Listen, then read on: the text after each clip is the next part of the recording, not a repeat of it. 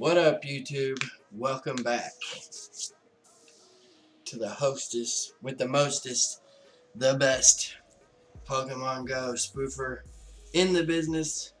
And I have to send out thanks to my boys over there at spoofertricks.com for this.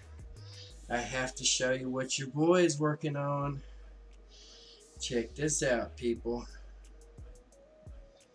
Camera. See this right here?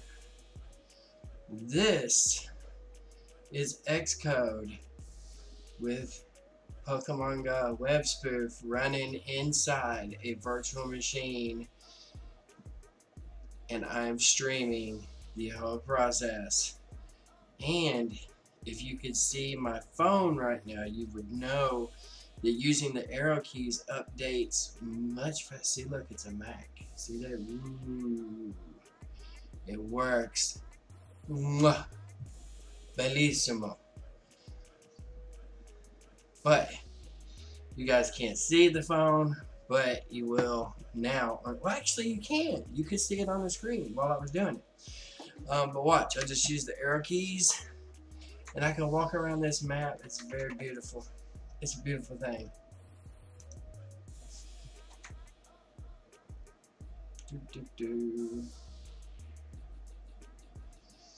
Very nice. Okay, let me go back over here and get this Pokestop. Yes, sir. Thank you, Spoofer Tricks. Mwah. There it is. The fourth way to spoof. Brought to you by Spoofer Tricks. Love you, baby. And who is your boy? Storm 3. You already know, boy. Hells yeah. Got this shit on lock. So now we have another way to spoof and move around. And don't even ask me how to set this one up, little kiddies. You guys are, if you want to know how to set up a virtual Macintosh, I can point you to the websites that Spoofer Tricks pointed me to, and then I will point you to their Discord server if you have questions. But I'm telling you, this right here works really, really good. For those of you that are not able to actually purchase iTools out there, this is a very viable option, and it works very, very good. As you can see, I am at Yokohama Park, and I'm walking around catching Pokemon over here at the docks, and I'm moving around just using the arrow keys on the keyboard. Works really well. Yeah, and you can teleport and all that good noise, you know, by clicking on the map to go to a new location and stuff. I would assume it would go something like this.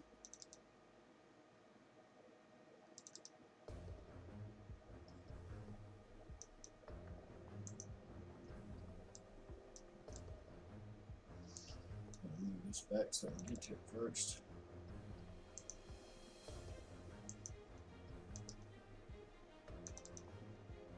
Ah, shit. I want to zoom in every time I double click. What the fuck is up with that? Map draggle. Trying to see here where the different things are. Oh, there's the speeds too. Nice. We'll speed that shit up for sure. It's got it even adds randomness to the when you're walking. It's crazy, dude. How do I like double click on a spot on the map to like go to that spot?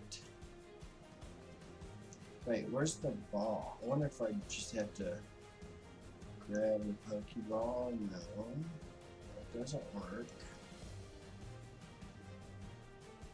You can't right click on the map to do it either. I've tried.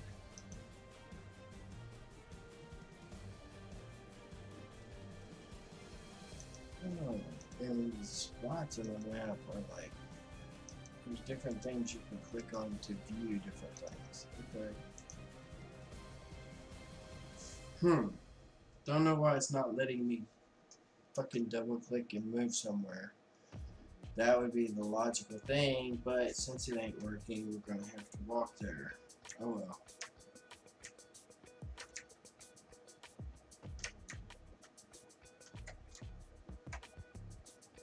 There you go. Now it's doing right.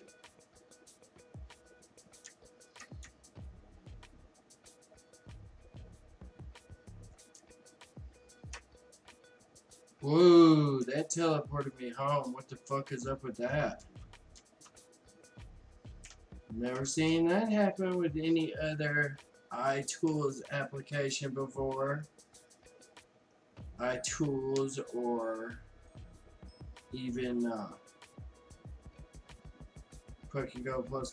What the hell was up with that? That was kind of interesting. Looks like we may have a glitch in the armor. So that's, can you guys tell me what's up with that? Why did it glitch me home, guys? Inquiring minds want to know. Where is my chat window? Oh, evidently it's there, just nobody's chatting right now. Nobody feeling particularly chatty. Oh, there's only 2 people watching. What the fuck?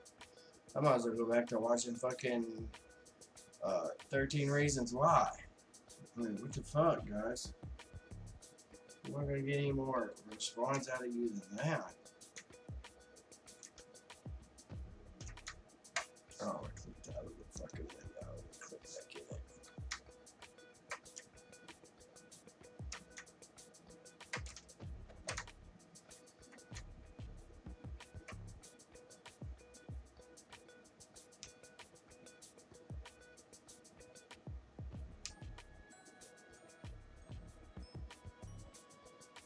Don't like this fucking case. Whoever keeps coming off of it.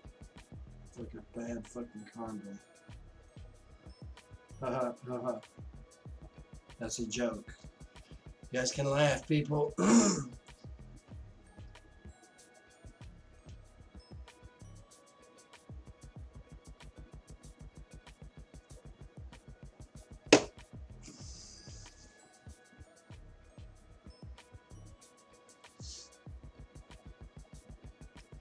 So, apparently, PokeGO++ must suffer from the same problems that Android does. It just handles them better.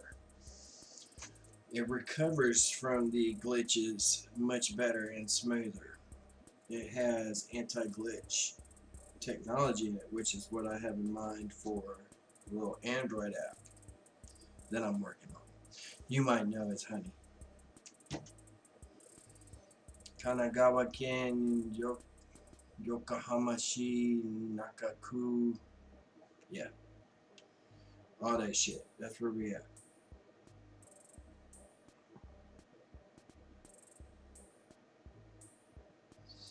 Let's find out where that is. Oh, it's right there.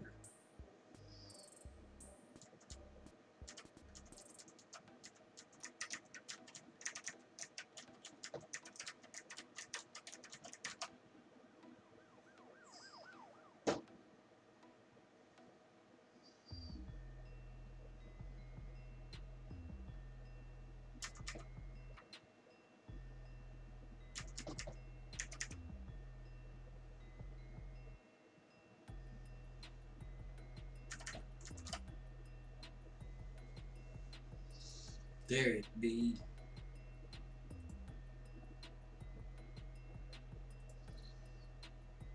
Abracadabra, get your ass in the ball.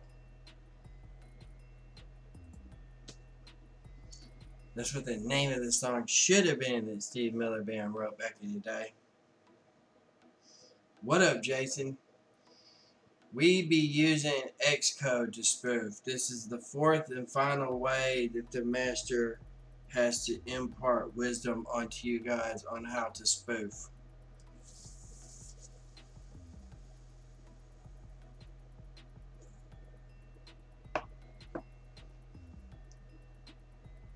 Do you see it, Jason? Watch. Watch careful. See this here? Pokemon Go servers online. There's the current location. There's where you can, if you like it, you can start add randomness to moves, which is really nice. Update even when stationary. Auto update S-code location. Map is draggable. And there's where you set your speeds. And there's the arrow keys. See, and if you press something like this, see how they light up? See a little Pokeball moving on the map? That's you. Moving around. As you can see on my screen to the right over there. It's still showing my screen even though I got the camera up. See me moving? And I'm using the arrow keys to do this. Isn't that cool? Arrow keys on my keyboard, baby. Ooh, yeah.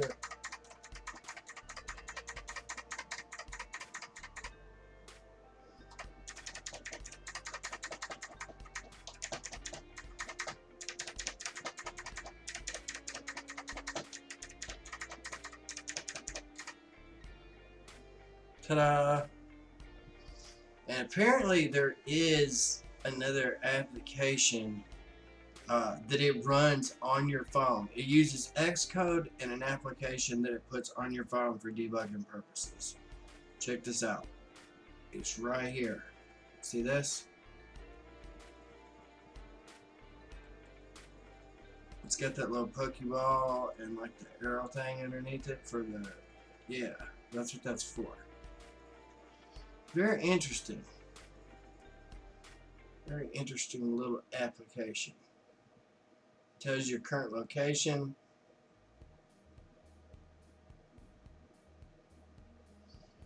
Very nice. Tells you your kilometers per hour that you move.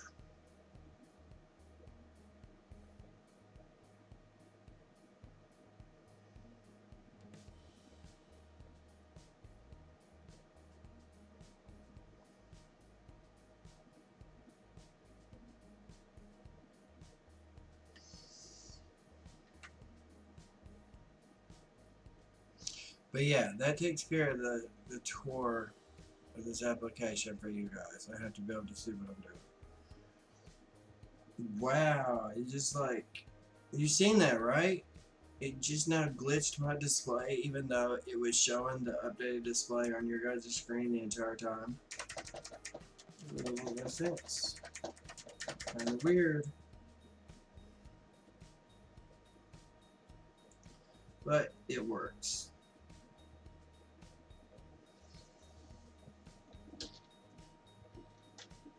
Yes, this is another tricking tool for iOS. So, for people counting out there, iOS currently has 3 different methods of spoofing that work pretty good. PokeGO++, iTools, Xcode. So yeah, it's there. We need to get caught up with the Android side of things, guys. Just saying.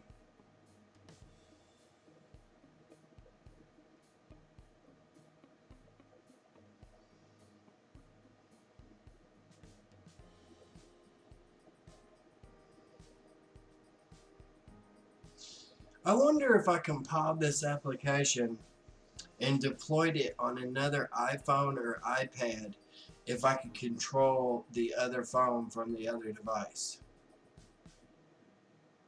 Because it works off the web, so certainly it would run on any web spoofing applications out there, any web browsers on any iOS device, you would think.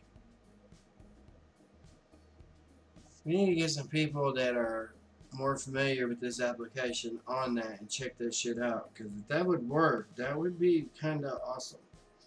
That would give us another way that we could go out and about and be able to spoof locations whenever we couldn't use PokeGO++. This is why the show was a little bit late coming back on the air. I was kind of busy, as you can tell. And here's the part that I find really, really interesting about this whole thing. Watch this. I didn't show you this part about this. You see what that says right there? The map data, copyright 2018 by Google. Which means, what the fuck? You're saying Google Maps works better on iOS than it does on fucking, you know what I mean? Google Maps works better on Apple than it does on its own fucking devices. Something wrong with that, people. Got me to check into that shit.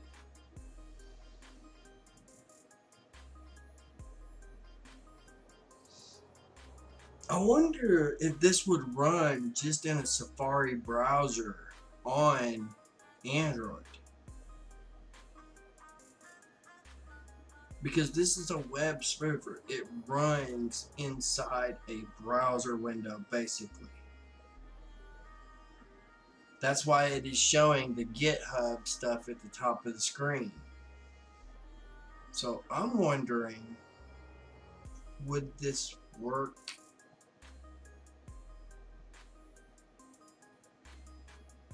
I already updated the project from, they had originally like Xcode 3.2 or some shit was the default project format. I've already changed it to Xcode 9.3.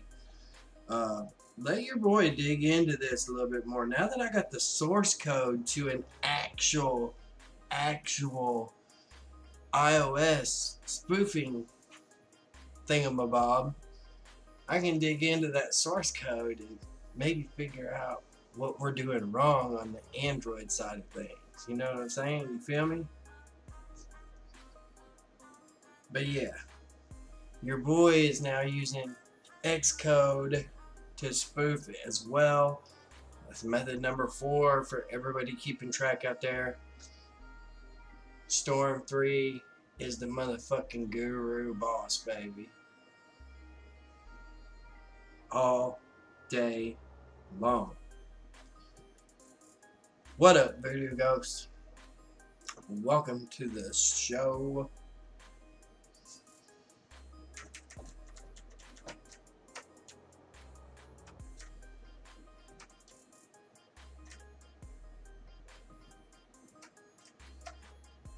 There's another glitch home. If you hold it down too long, it will glitch home in the middle of that. That tells me they are human. They're not fucking cyborg spoofing experts on fucking iOS. You feel me? They are human. They're having some issues with glitching home. Let me see if I hold this shit down again if I can get it to do it. Okay, so apparently the 6 3-meter steps. Oh, there it did it again. Interesting. So, to wrap up, yeah, this is an option, but it has glitch home problems just like Android does. So, you feel me? I mean, maybe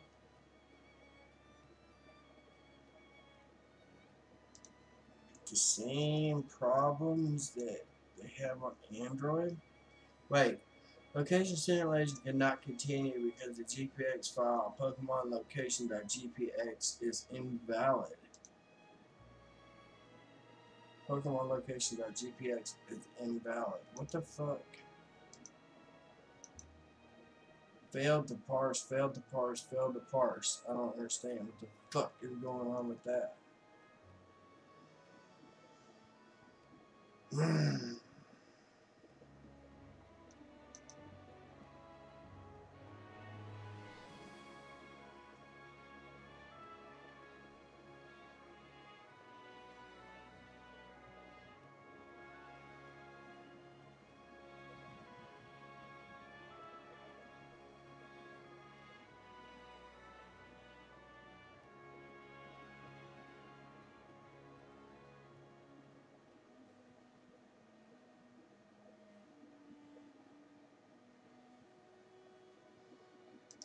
Hmm.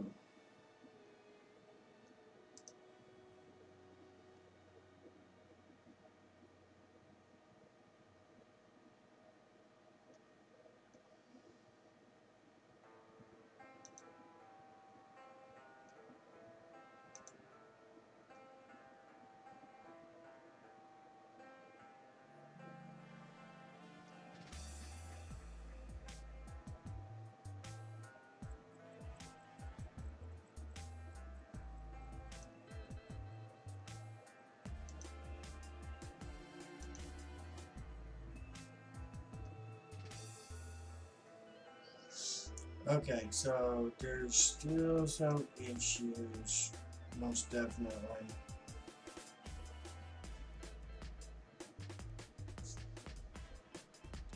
Probably to do with this application that has to run in the background here.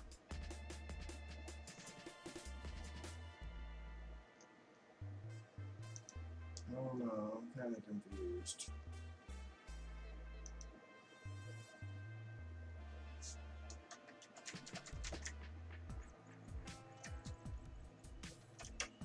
See, it doesn't update quick enough.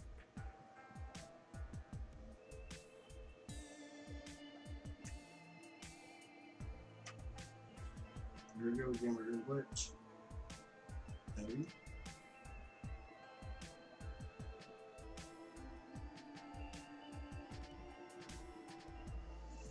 About ready to go back to iTools though. I'm not that impressed with this. I do want to try iTools on the Macintosh simulator though and see how that works. Just for all my people out there. I'm confused.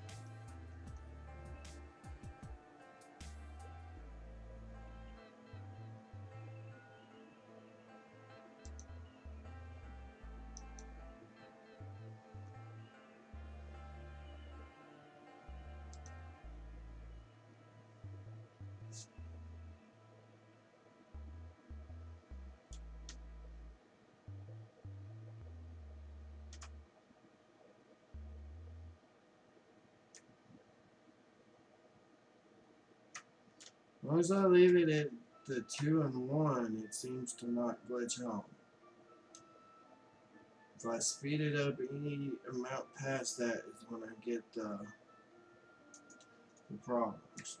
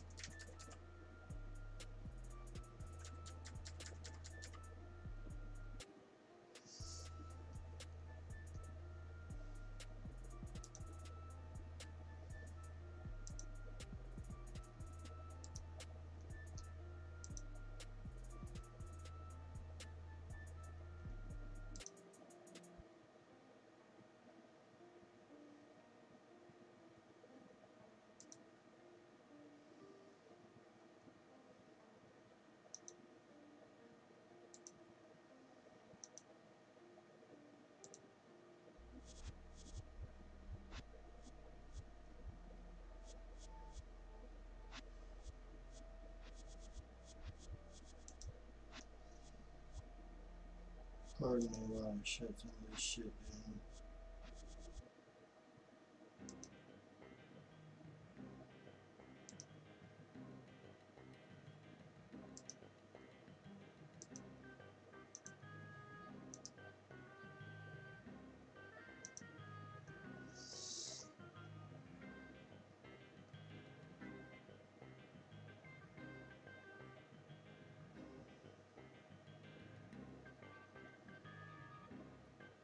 Eye tools for the win.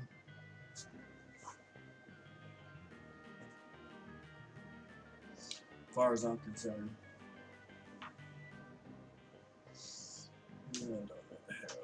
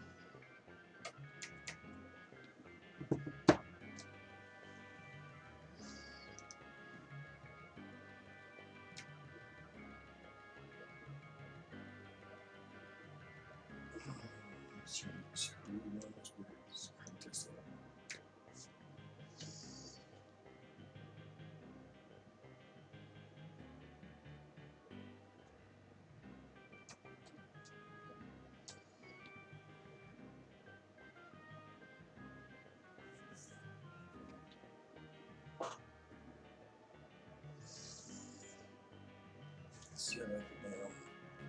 We're out here.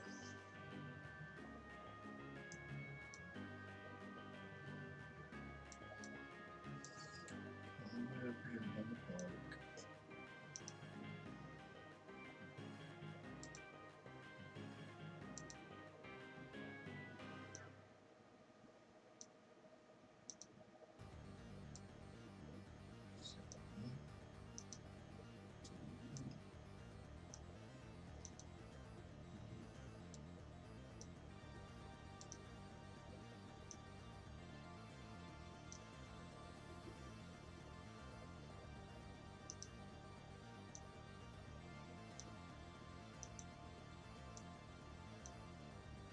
Back over here.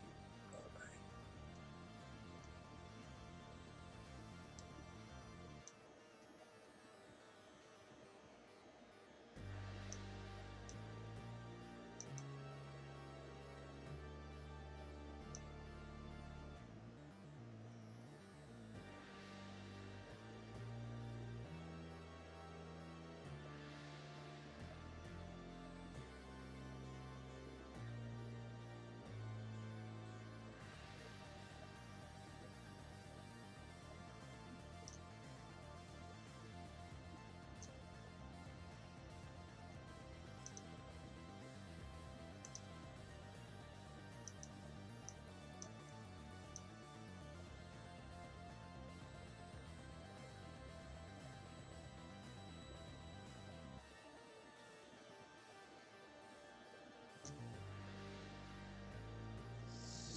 There we go.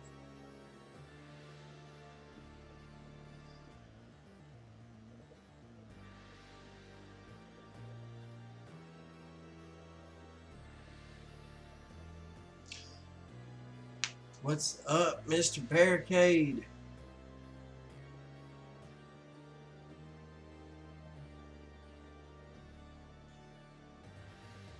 Oh wow, somebody get rid of the fucking trash. Thank you, Mr. Mon. Joe in the house. What's up, baby?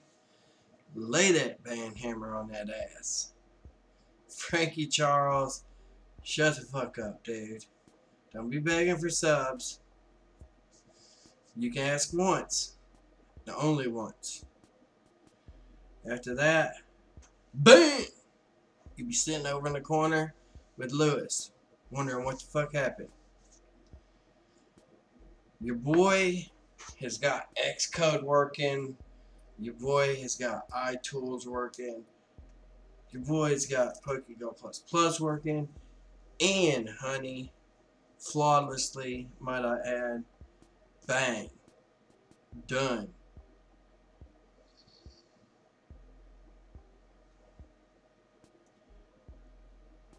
What up, Joe?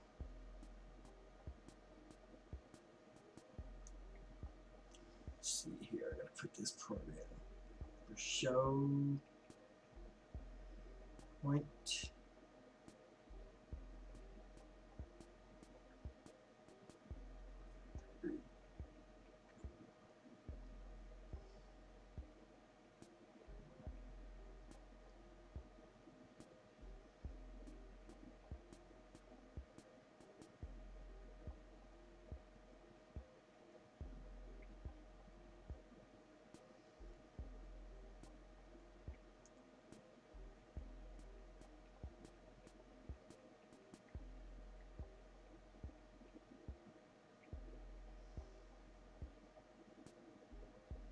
Alright, and I got that location saved as well.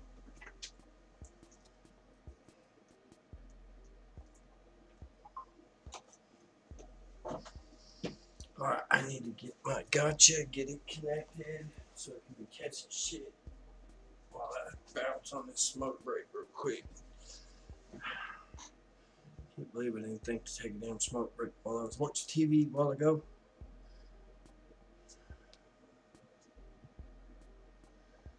Jeez.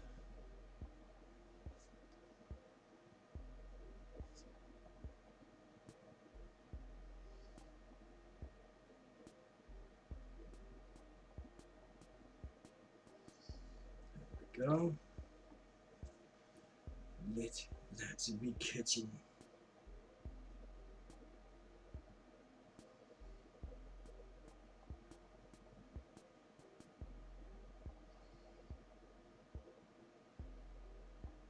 What raids we got going on? Sure, we got some Latios raids going. Need to get some on this account. I don't have Latios. I don't think I have Latioses on this account. Let's search. Ooh, good thing I checked. I don't have enough free fucking space. Let's get rid of some shit, shall we?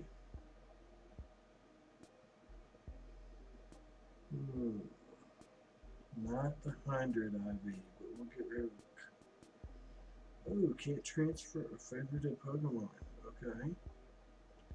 Even if I really want to.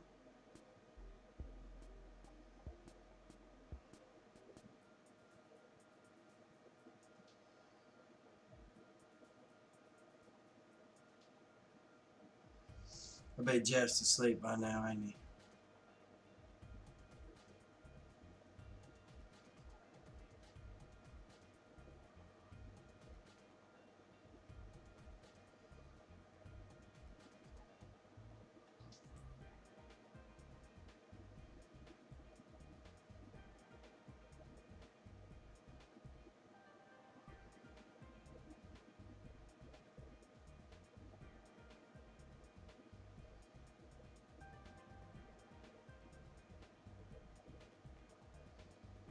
What's up with having all this stuff favorited?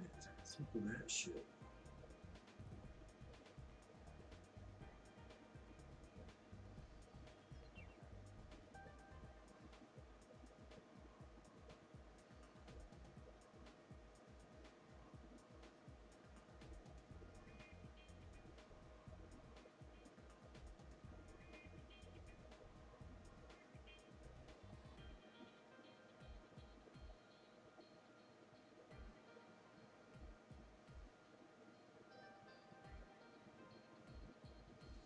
Yeah, it's time we gotta get rid of some Macahitas. Look at this shit. That is fucking insane.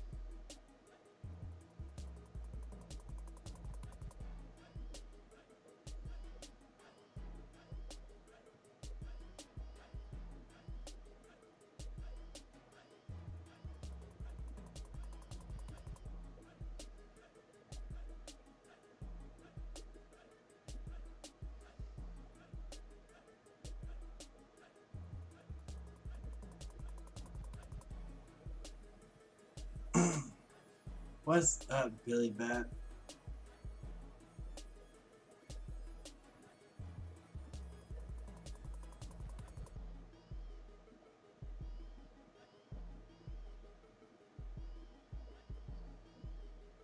What are you saying? You wanting to reserve your spot in that corner too?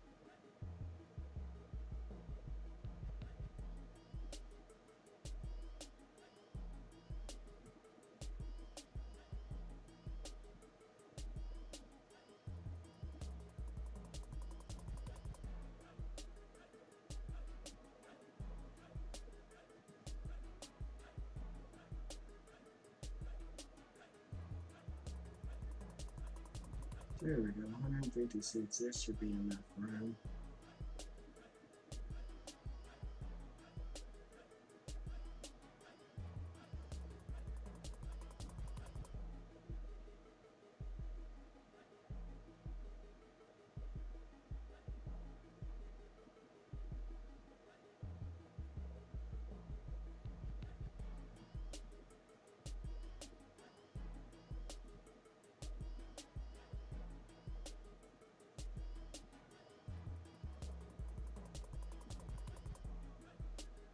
There you go.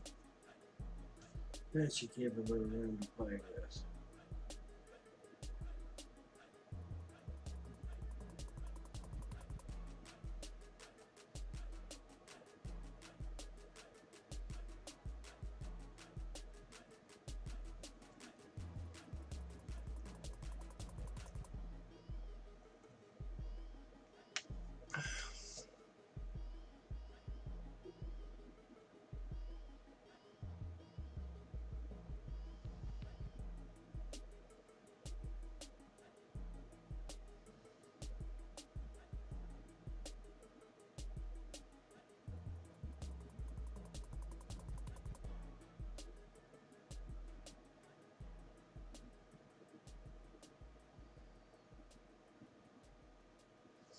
Alright, now that I got that going, time for a smoke break. How do you spoof on Android? Lovely name change there, Lewis, by the way. There you go. I'll be back. Mods, handle my light work while I'm going.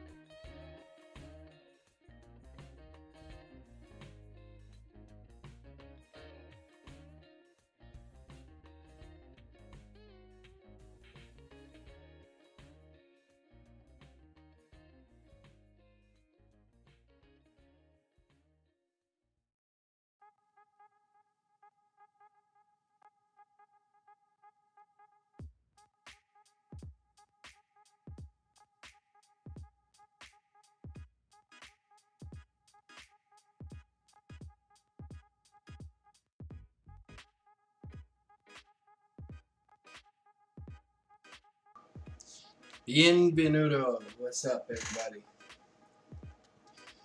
Welcome back.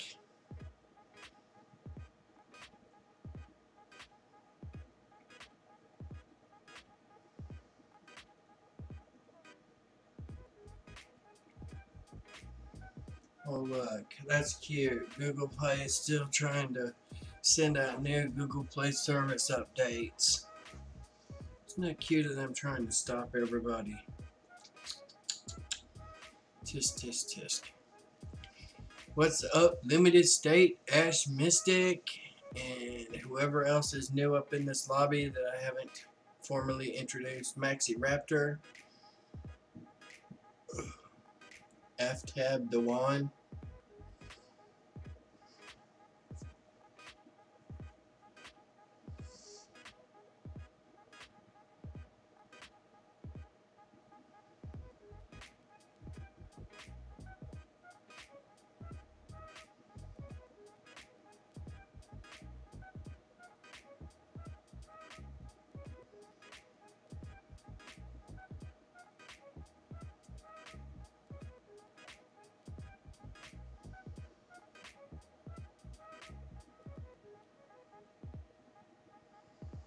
Jason and everybody else.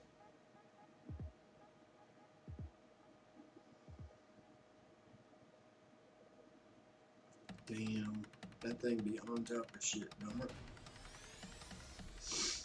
Alright, let's see. We gotta evolve the Pokemons.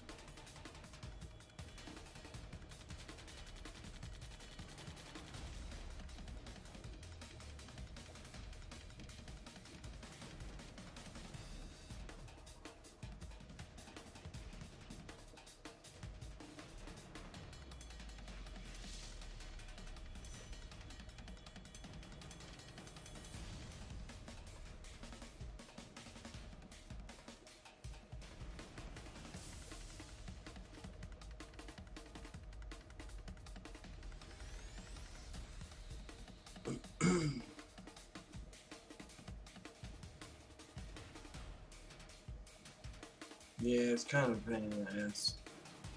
I got lucky. I had a buddy provide me an account for one of my backup accounts. But my other one is sitting on like 23 or 24 right now because I was busy doing the giveaway account last week. So I didn't get to boost mine.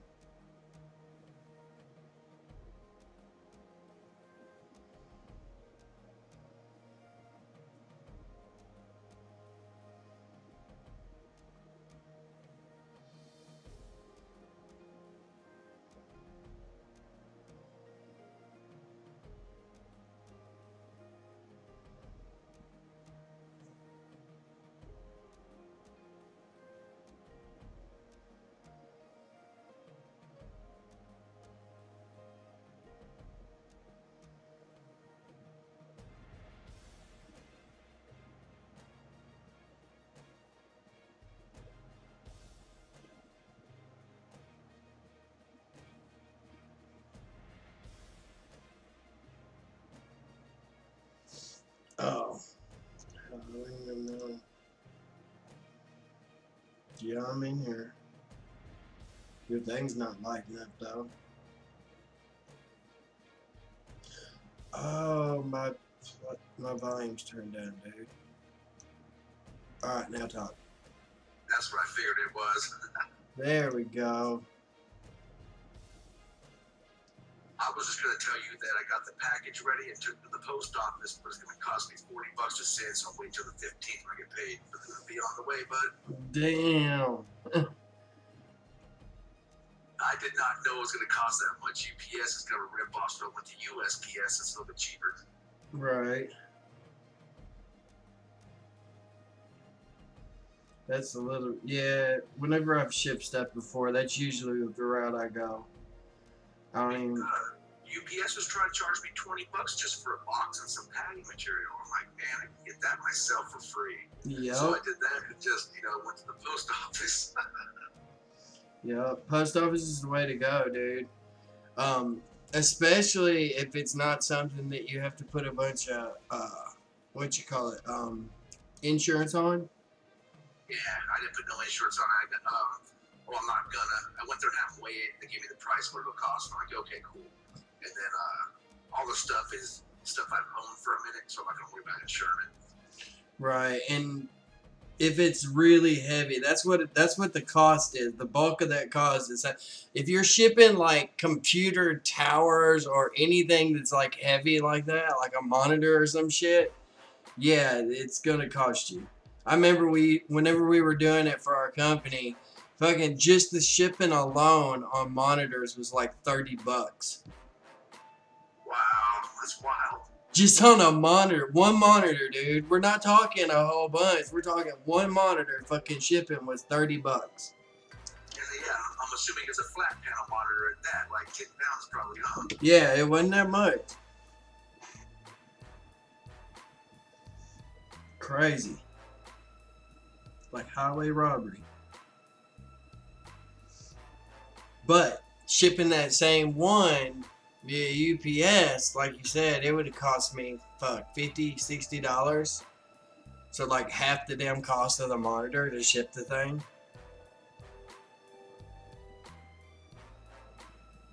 Man, I think that's what kills a sale sometimes, because you can't, like, I tried to order a belt buckle off of Amazon one time, and it was like $5, but they wanted $11 in shipping. I'm like, no. Yeah, there's some stuff I just couldn't force myself to order because I was actually going to end up paying more in shipping than fucking what the item cost.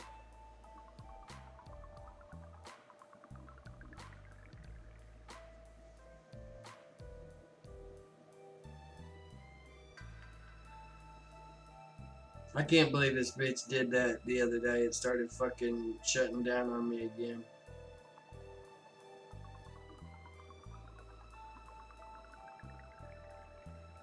But it had been a couple of days since I had restarted, so. Yeah, that happens. And it probably just needs a good revamping. You said you built that a few years ago? Oh yeah, it's been like fucking 7 years, dude. Yeah, right on. Yeah, you probably need to revamp,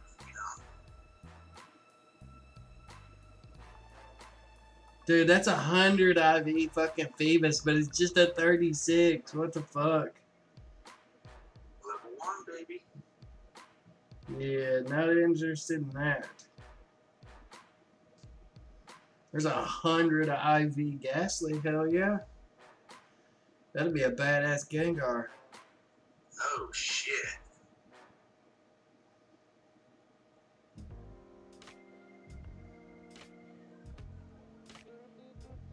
Yeah, as soon as we get the phones set up here and stuff, dude, we're gonna start doing some account farming for everybody. Try to get a bunch of fucking accounts out there for everybody, you know what I mean? Hell yeah. I was gonna mention something else to you, just so you know. Mm-hmm. I went for a few days without using the key that you had sent me for iTools, and you would ask me if I had let anybody else use it or anything. Right. Well, I went back in to use it, I think Thursday, and that key isn't working on the version I have installed on my computer either. So I don't know if somebody else reinstalled it somewhere, or somebody else you gave it to reinstalled, or what, but I can't even use it now. Damn. See, now I had that issue, right? And then I went to install the cracked version that I downloaded. And when I installed the cracked version on the machine that I had used the key on before, it was magically registered using that key. Oh my god, I've had that happen with other programs. It's so funny. So yeah, try to use that cracked version that we got from fucking Spoofer Tricks. Okay, sweet. Yeah, yeah. And it'll probably fucking register it right back, dude. You'll be good to go. Yeah, I'm gonna check it out now. Yeah, the newest one is fucking pimp, dude. It's got, you can change the speed on the joystick. You know, you can actually walk. Well, you know, you were here earlier. Yeah, blinded by Google and spoofer tricks? No. Hold up.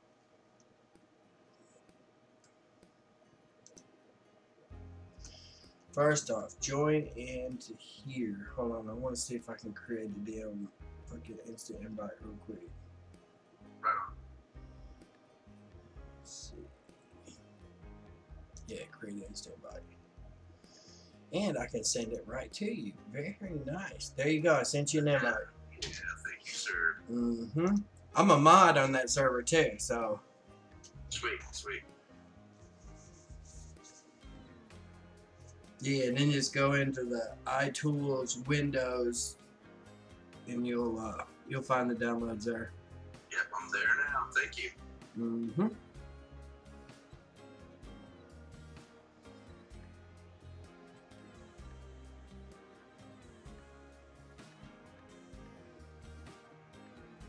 Yeah, I was taking it a little bit easy because I was hitting it hard for a while there on the last good version of the unnamed program we were using, and then after people started just hitting the dust, I was like, I'm just gonna take a few days off, and all I've been using is Honey on my Android on an alt account.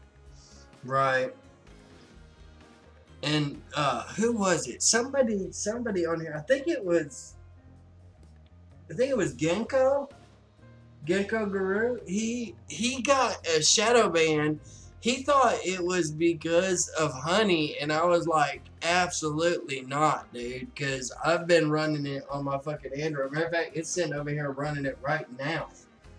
I have not got a fucking red ban because of that. You know, they'll issue a ban for something that you've done in the past, and it just may look like you got it using that particular app when it wasn't. You know, it might have been a month before that or something. For sure.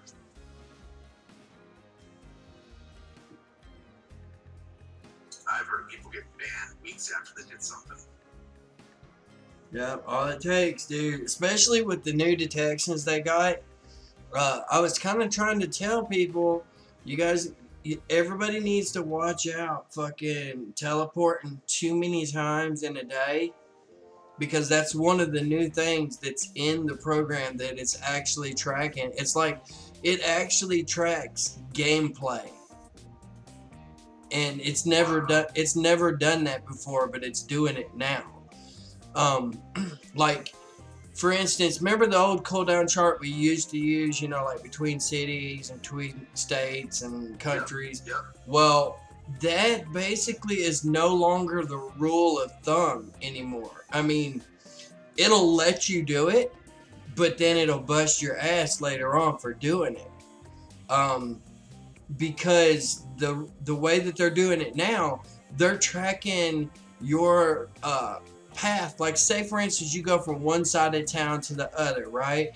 Well, they now have a thing that knows at average driving speed about how long it should take you to get from point A to point B.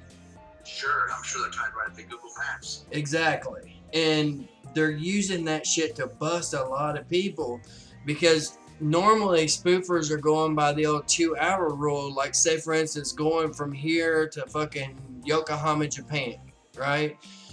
We wait, 2-hour cooldown, we're good, right? Well, that's not the case. You might be good, it might let you play, but you're gonna reap the fucking problems later on. Yeah, that's scary shit, man. I don't want no more red bands, man. I'm tired of them. Yeah, they're watching, dude. They're trying some scary shit out there right now. There ain't no doubt. I don't know why they're doing it so hard and heavy. I really don't, because I'm telling you, dude, I am like this close to just saying fuck it and playing JWA only. Have you been having a good time with that? I'm watching your gameplay. It looks pretty sweet, but I still actually haven't even set it up. Dude, I love that fucking game. Love that game. Every night when I get done like spoofing on here and doing a live show, the very next thing I do is I'll connect up to my tablet using iTools, and then as long as you're running iTools and you connect into the application, disable fake location inside the JWA++ app, and it will allow you to move your location and shit using iTools. That way you don't have to be a donor. And yeah, dude, I play it every fucking night before I go to bed. I'll sit over. I've already got 2 of them high enough to actually breed into 1 dinosaur. It's pretty pimp. Oh yeah, that sounds cool, man. The shit you keep doing on there, like that is a cool looking game. But I've lately been really busy working so much and doing some extra stuff, so I haven't done really much gaming. But I'm about to check it out. Yeah, you know for a fact, if I'm putting that much time into it, I mean, I played Draconia's Go a little bit, you know, but this game here, man, I don't know. There's just something about the gameplay in it, the way that you fire the darts. It's so easy to do it, and the new dinosaurs that are coming out, like every fucking day they're adding new dinosaurs to it and stuff. It's amazing. I've been finding epics and rares and shit. Sounds like the developers are pretty involved in the new stuff coming out every day, as opposed to some games we know. And best believe, as soon as this game hits fucking Android wide open, I'll have it. I've already registered on the Google Play Store. If you haven't done that yet, you need to do that. That way you get added to the pool as soon as it's available. That, yeah. But yeah, as soon as that comes out, dude, there's gonna be a whole lot more fucking gameplay videos and shit that I'm gonna do. Sweet. Dude, let me tell you how good this game is, okay? They are fucking geniuses, okay? I didn't tell you guys this, and I need to tell you this. The developers of this game are fucking geniuses. Let me tell you why, okay? This place where I live does not have a Pokestop for fucking like 5 minutes down the road, right? Inside JWA, this little apartment complex right here, just this one little road between the apartment buildings, has got 5 fucking Pokestops in it. Oh, wow, so they're just being more lenient with a whole bunch of them everywhere, huh? So I don't even have to leave the fucking apartment complex now to play the game. If I wanted to play fucking straight up legit, I could do it. That's pretty cool, dude, honestly. It looks like they're taking more consideration for rural players as opposed to some dickheads. Exactly. See, what they did is they're like, okay, we're never going to be able to stop the spoofers. That's what they were thinking. So they go, okay, how do we lessen that a little bit to where they're not doing it as much? Well, it's simple. We make it to where we level the playing field. We make it to where gameplay is practically even no matter where you play. And, dude, I mean, literally, I got spawns right here, and right outside my little apartment right here, there's 2 motherfucking Pokestops right there. 2. Man, I don't know why that takes a whole new development team and a whole different game for them to get that through their head. They figured it out right away, but Niantic can't figure that out. Exactly. Niantic could have went back in, made an update, and said, oh, this is what we're doing now. And it would have, you know what I mean? It would have lessened the amount of spoofing going on like that. Instead of all this bullshit, spending $127 million to get developers to come up with a new anti-spoofing program and shit. No. Why do that? Use your fucking brain and you won't have to do that. I was dying, dude. When I seen that, see, I was kicked back on the bed, right? I was kicked back on the bed, and I was getting ready to spoof my location like I always do. I had my tablet sitting there, my phone was hooked up to it, but I hadn't clicked on the map to hit go here yet. And my phone was sitting there, and I looked at it, and I was like, wait a minute, there's a stop right there. And then I started rotating the screen around, and I was like, there's a fucking another stop right there. So then I actually went outside, and I walked down the road, and I'm like, motherfucker, there's 5 motherfucking stops right here. I was like, genius. It was like a fucking light bulb went off over my head, dude. I was like, oh my god. They're out to kill Niantic. That's exactly what they're doing. You got fucking PvP, you got breeding, you got leveled playing field for everybody, even in rural areas and shit. I mean, dude. Right, that's what's going to be the big thing for them. If they're going to support rural players, then yeah, you think people are going to keep playing Pokemon Go if they can go get a bunch of cool dinosaurs in that game? Hell no. Exactly. Dude, and they're really smart, okay? Okay, maybe they won't get a bunch of money for like people, say for instance like Starbucks and shit, right? But dig this. They will, because they were really smart. They were like, okay, Niantic has these people cornered in a deal. So what can we do to still draw money, advertising dollars out of all these stops? You know what they did? Instead of just making like one sponsored stop, this is fucking brilliant, dude. I'm telling you, these guys are geniuses. Instead of making one sponsored stop out of like fucking 15 or 20, right? Every single Pokestop plays an ad. If you want an extra spin to get extra items and shit, all you do is click play and sit there and watch a little video. You sit there and watch a little video and you get more fucking instant items right after the video. So they're getting fucking advertiser dollars off of every fucking stop now.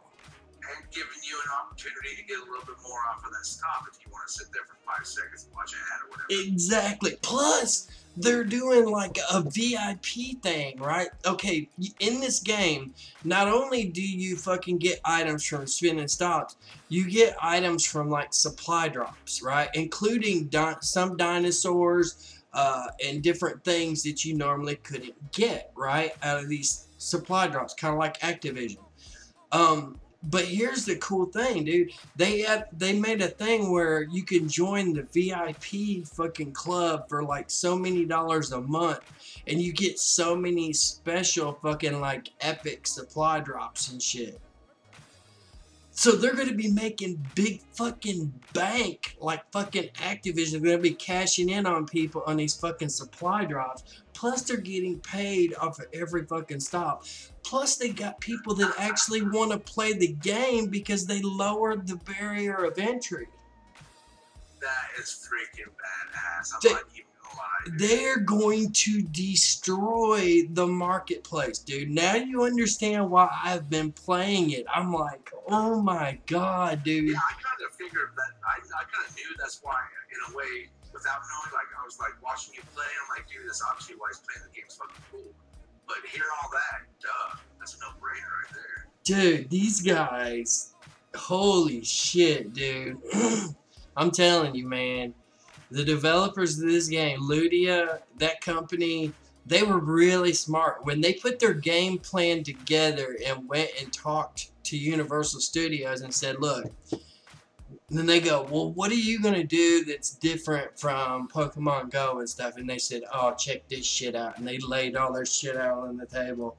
And fucking Universal at first didn't understand. And then they started breaking it down in terms of advertising dollars and shit.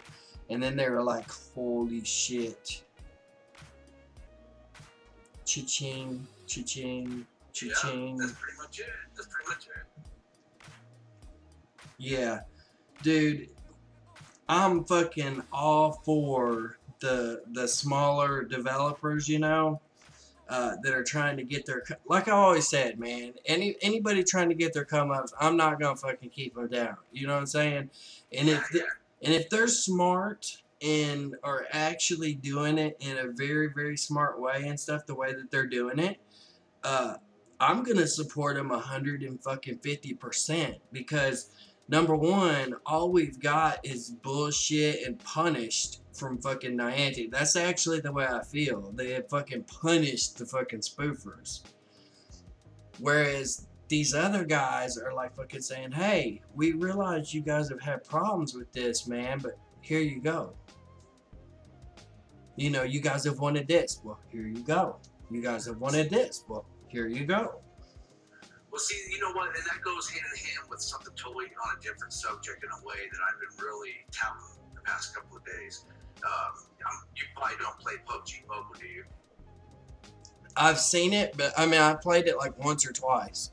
Okay, well, I've been playing the hell out of that, right? At work and just in passing. But here's the thing that I wanted to point out, I think people should understand about that developer, Tencent, who makes that game. And what it is that a bunch of people are playing that game on emulators. They're downloading BlueStacks or Mimu or Nox or whatever, right? Mm-hmm. And they were kicking everybody's ass playing with a keyboard and mouse. Well, instead of just banning those people, and I was one of them, you know, I was playing on the computer. And instead of banning those people, Tencent went out of their way and made us our own emulator.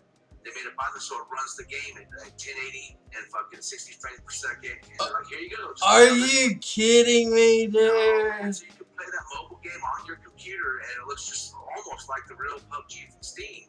Wow. It's free. And bam, I'm like, you know what? What developer does that these days? Instead of just being like, screw you guys, you broke the rules, get out of here. They're like, oh, developers that want to win. And developers want to keep their base. They probably looked at it and were like, dude, half our base is on emulators. Right. And they were like, brilliant.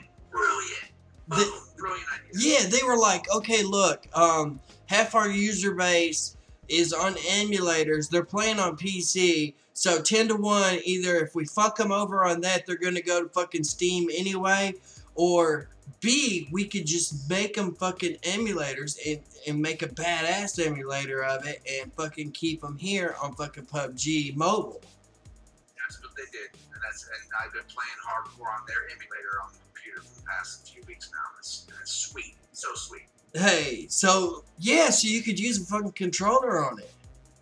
No, you have to use a keyboard and mouse, but they're supposedly going to be supporting the controller for like Xbox controllers and stuff in a couple more updates, I think I heard.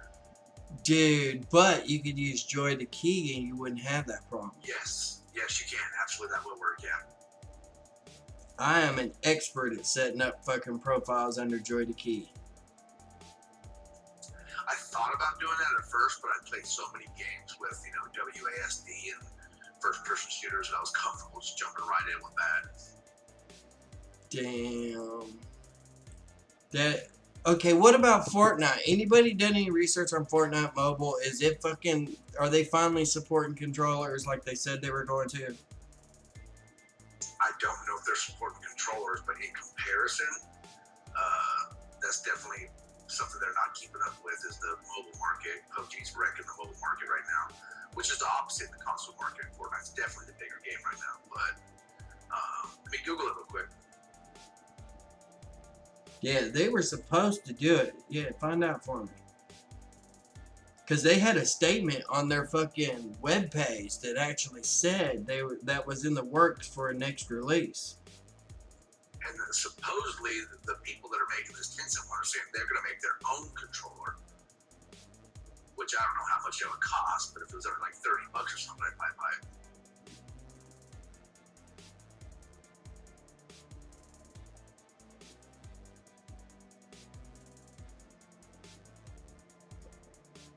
Dude, that's badass though that they actually made their own fucking emulator. Yeah, it's called Tencent Gaming Buddy. That's the name of the emulator. And you download it, and right when you download it, it actually installs the game for you right away. It installs the APK. Wow. And see, who better to do that than the people that actually made the game and know what every single opcode does? Exactly. Why would I go had it running really smoothly?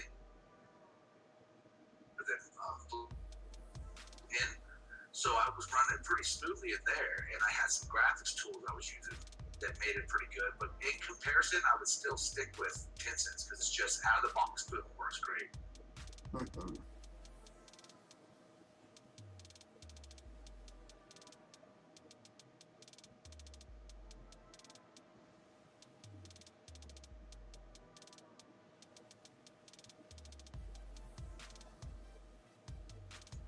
It appears they're still working on it. They're saying that they're doing the controller support for mobile, but it's not out yet from what I'm reading. Alrighty.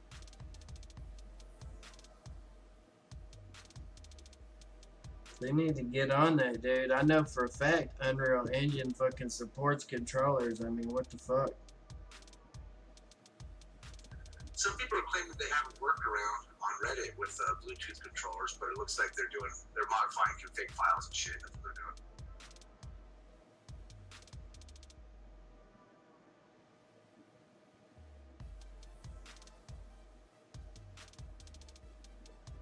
doing. Might have to check into that. I wonder what fucking config files they're modifying. That's what I was just thinking. I'm like, what are they doing to make Bluetooth work if it don't? How are they doing that?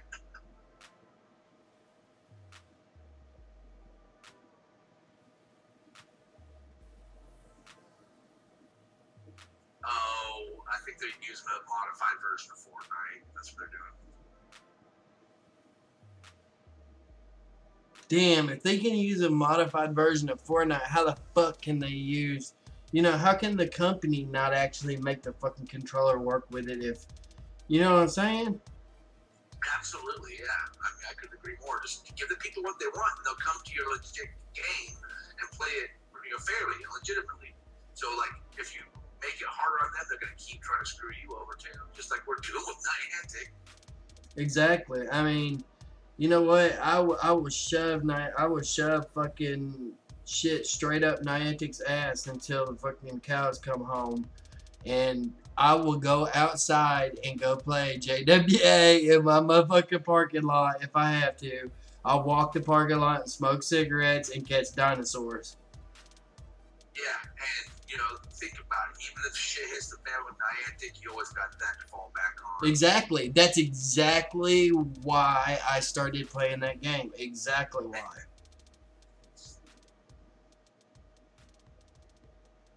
Gotta have that backstop.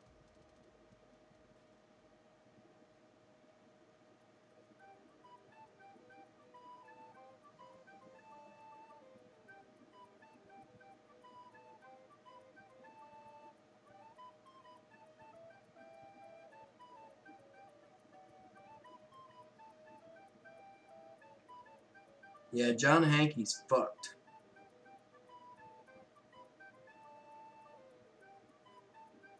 Dude, Limited, I can't hear you. Are you downloading something, or is that my fucking internet? No, I'm not downloading nothing. I'm just chilling. Oh, okay. But yeah, John Hankey's fucked, dude. He really is. He went the wrong motherfucking way. Yeah, the more videos I've watched with him in it, you can tell he don't care about the players. He just cares about the money. That's it, dude. He just wants more fucking stuff.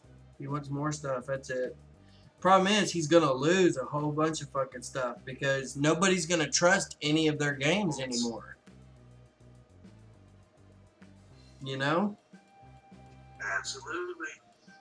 They're going to be like, oh, wait, that game looks cool. Oh, who did it? Niantic? No, I don't think so. That's going to be the fucking mindset. That's an example of a company that's going to fucking put themselves out of business.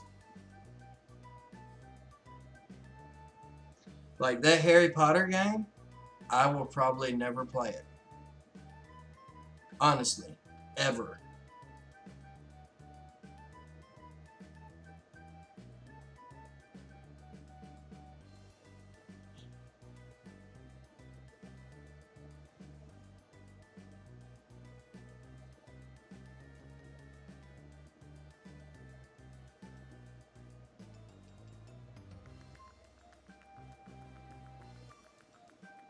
What up, Jeff?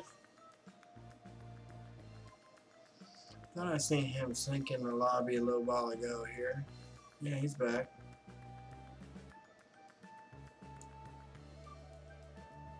So you're still not using your main on iTools? Hell yeah, I'm using my main.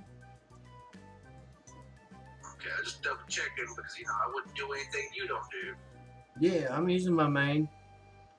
Fuck, I was using my main on the latest version of PokeGO++. But I'm not doing it right now because that fucking update's liable to come out anytime. Right, that's kind of what I'm waiting on. But yeah, on iTools, you're completely safe doing that because you're using the original application, so you're going to get that push notification.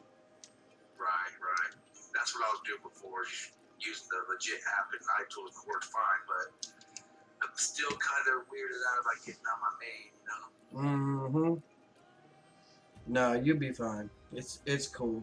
I've been doing it for a while now. Right on, cool.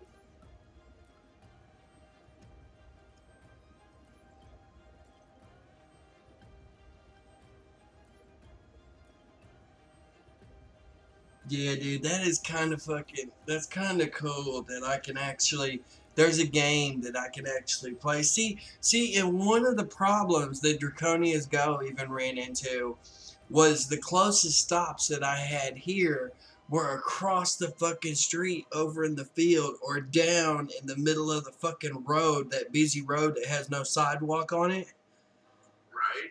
And so that basically just stopped me from playing. If there would have been some stops up in the apartment complex, I probably would have played it more, you know?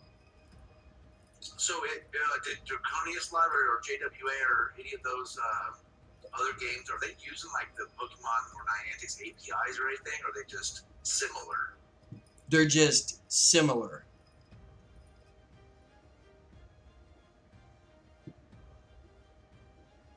So they can put all the stops and all the things they want into their damn game then, which makes more sense. Yeah, that's what I was saying a while back here. Niantic, when they started going after all the spoofers, it was really stupid move, because when they were the only boy on the block and they were calling the shots in the AR plus market, then okay, yeah, you could make a move like that, but they're not the only boys on the block now. Every fucking app developer out there has a like even App Game Kit. It now has fucking AR commands. You can make fucking AR enabled games inside App Game Kit. So, you know, any company, no matter what size of company it is, can make an AR enabled game now. Right. Which means Niantic just made the biggest dumb fucking move that any company could ever fucking make. Do you think a lot of people that play Pokemon Go play on AR anyway? I'm just saying an AR enabled game, which entails like being able to put stops at different spots on the map. Oh, I get you. You see what I'm saying? Yeah, totally. Altered reality. Like, you may go to the Statue of Liberty, and there may be, 10 creatures there that you fight or catch or whatever, and there may be 3 stops there that don't exist in real life. That's an altered reality game, you see? So basically any company now can produce those type of games without any, without having to know how to use any specific set or even pay fucking Niantic for that matter. That's another dumb move Niantic made is, when they first developed this technology, they should have locked that shit down and fucking got a patent on it and everything else, and they didn't. So all these other companies have now added those command sets to their libraries. So basically anybody out there that wants to make a game similar to that can. Too bad for them. Yup. I don't feel sorry for them, dude. They were making fucking $3 billion, $3 to $6 billion, $3 to $6 billion every quarter. That's every 3 months. Think about that shit. I'm not talking a million, not an M, a B, billion. I did not know they made that much money. Oh, yes, they did. In the very beginning, I don't know what they're pulling now, but in the beginning, the heyday, they were pulling anywhere between 3 and 6 billion with a B. Every quarter. That's $1 to $2 billion every month. Yeah, quarters. Yeah, cool. Yeah, dude. So they must have been doing pretty good because they're still rated number 2 in earnings on Play Store, right below, I think, Clash of Clans. Well, I mean, when you got that kind of money, fuck, you know, you can buy yourself an overinflated amount of fucking users for sure that are playing. Fuck, for that kind of money, you can fucking buy the damn stock companies to say whatever the fuck you want them to say. That's right, you sure can. Money talks. I mean, that's fucking money to burn, is what that is. And they were doing that for fucking the first year and a half. So figure No, that. they're not putting that all back into RD and Oh, hell no, this game. Look, they haven't managed to get PvP or motherfucking breeding into this game since the beginning. With all of that money dumped in, they've never managed to do it. But yet you got these other little companies that are making like 1/10 the money that they have made just in a month. And they're using that to develop a game that's even better and has more motherfucking features. It's sad, dude. It just goes to show that all we've been saying about them is true. That they're out for the money. They ain't gonna make nothing better. Exactly. I mean, I was guessing that they were gonna have Battling Friends out at PokeFest, but honestly, after hearing some of the stuff that I've heard about PokeFest and whatnot, it would not surprise me in the least if this company still did not bring out a PvP portion to Pokemon Go. For the simple fact of this right here, okay? The main Pokemon Go corporation does not want trading or PvP because that provides the user a way to get a leg up without having to spend an arm and a fucking leg. I heard they really don't want trading because they already know there's people sitting out there on accounts full of Hundos just waiting for that to become a thing. Exactly. Yep. And then you know that people are going to be selling, Hundo Pokemon for $10, $5, $1, whatever online. It just... Yeah, and they have no way to stop it. I mean, if they enable trading, it's because when they developed the game, they didn't develop it with that system in mind. Do you remember, like, 2 weeks after the game came out, when they're like, "Oh, you'll have trading in a month," and everybody got excited, and here we are. Oh yeah, Hanky still keeps saying that every time he gets in front of a fucking microphone. He says that. Matter of fact, if you go back a couple, like, I don't know, 5 or 6 days ago, Mystic 7 brought out a video saying that John Hanky stated that PvP was in the works and all this shit. Like, he's got somebody on the inside. He ain't got nobody on the inside. All he's got is fucking Silph Road and trainer tips in his fucking back pocket fucking telling him what the fuck to say.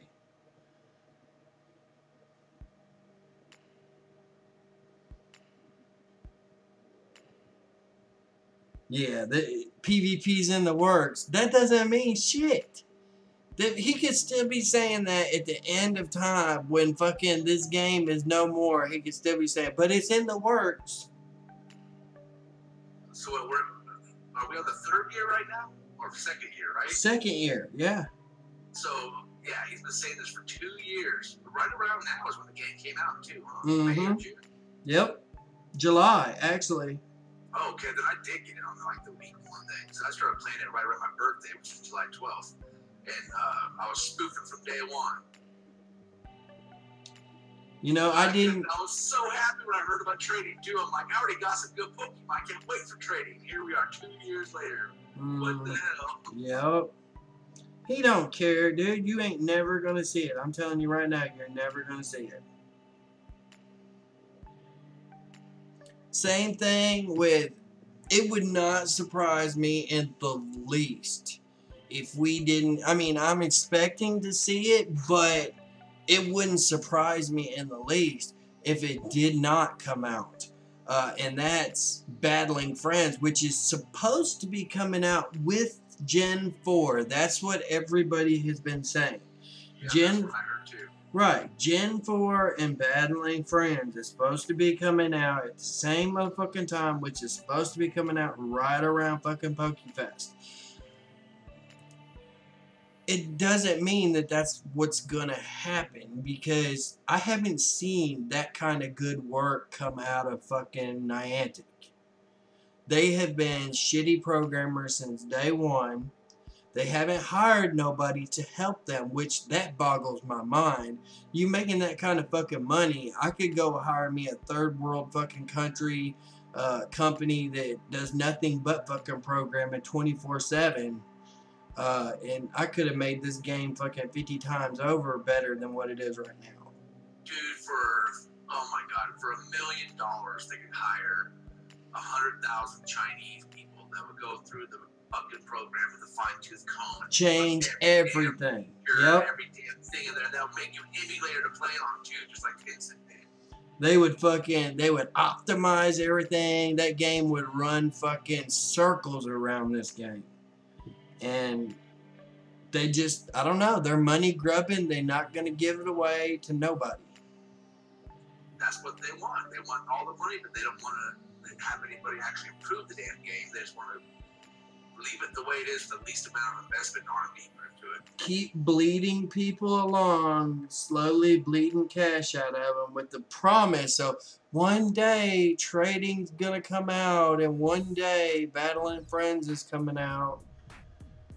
Yeah. It really actually makes me wonder, dude, if the whole Battling Friends and solo raids with a friend or whatever you want to call it, and then with the trading thing, that they have probably been pushed back because they know they can't stop the Hundos being traded like money, and they know they're not going to be able to really stop other things. Like I heard somebody saying they're worried about setting up fake accounts just to go battle them to get points when they're not really fighting, or stupid shit like that. But there's no way around it. They're just spinning their wheels trying to fight something they're never going to be able to beat. Yeah, they're trying to stop spoofers, which, like we've already discussed, the people that made JWA, they've already figured out a solution. You don't stop the spoofers, you provide an alternative to them to where they're not as apt to spoof. Like, you still may spoof every great once in a while to go get, if there's a dinosaur you can't get in your area or something, but it's not gonna be like a fucking 24/7 thing like fucking Pokemon Go is. I mean, cause fuck, I can literally, dude, I can walk down my steps, go out the front door, turn left, walk over here in this little roundabout at the parking lot where I did that one live stream from, stand right there while I'm smoking, and there's 2 motherfucking stops there. 2. See, that's so funny, because just a couple weeks ago, me and you were talking about all that in Mystic 7, how I went off on him on his channel about, you want a Pokestop with a gym and the hay bale in your field next door? And I'm like, yeah, motherfucker, I do. And here you go, you got Jacob, you may be like, okay, here you go, this is one of the parking lot for you. Is that what you want? There you go. Bam, there you go. You want another one? Watch the ad, bam. Yup. What up, Crazy Q? How you living?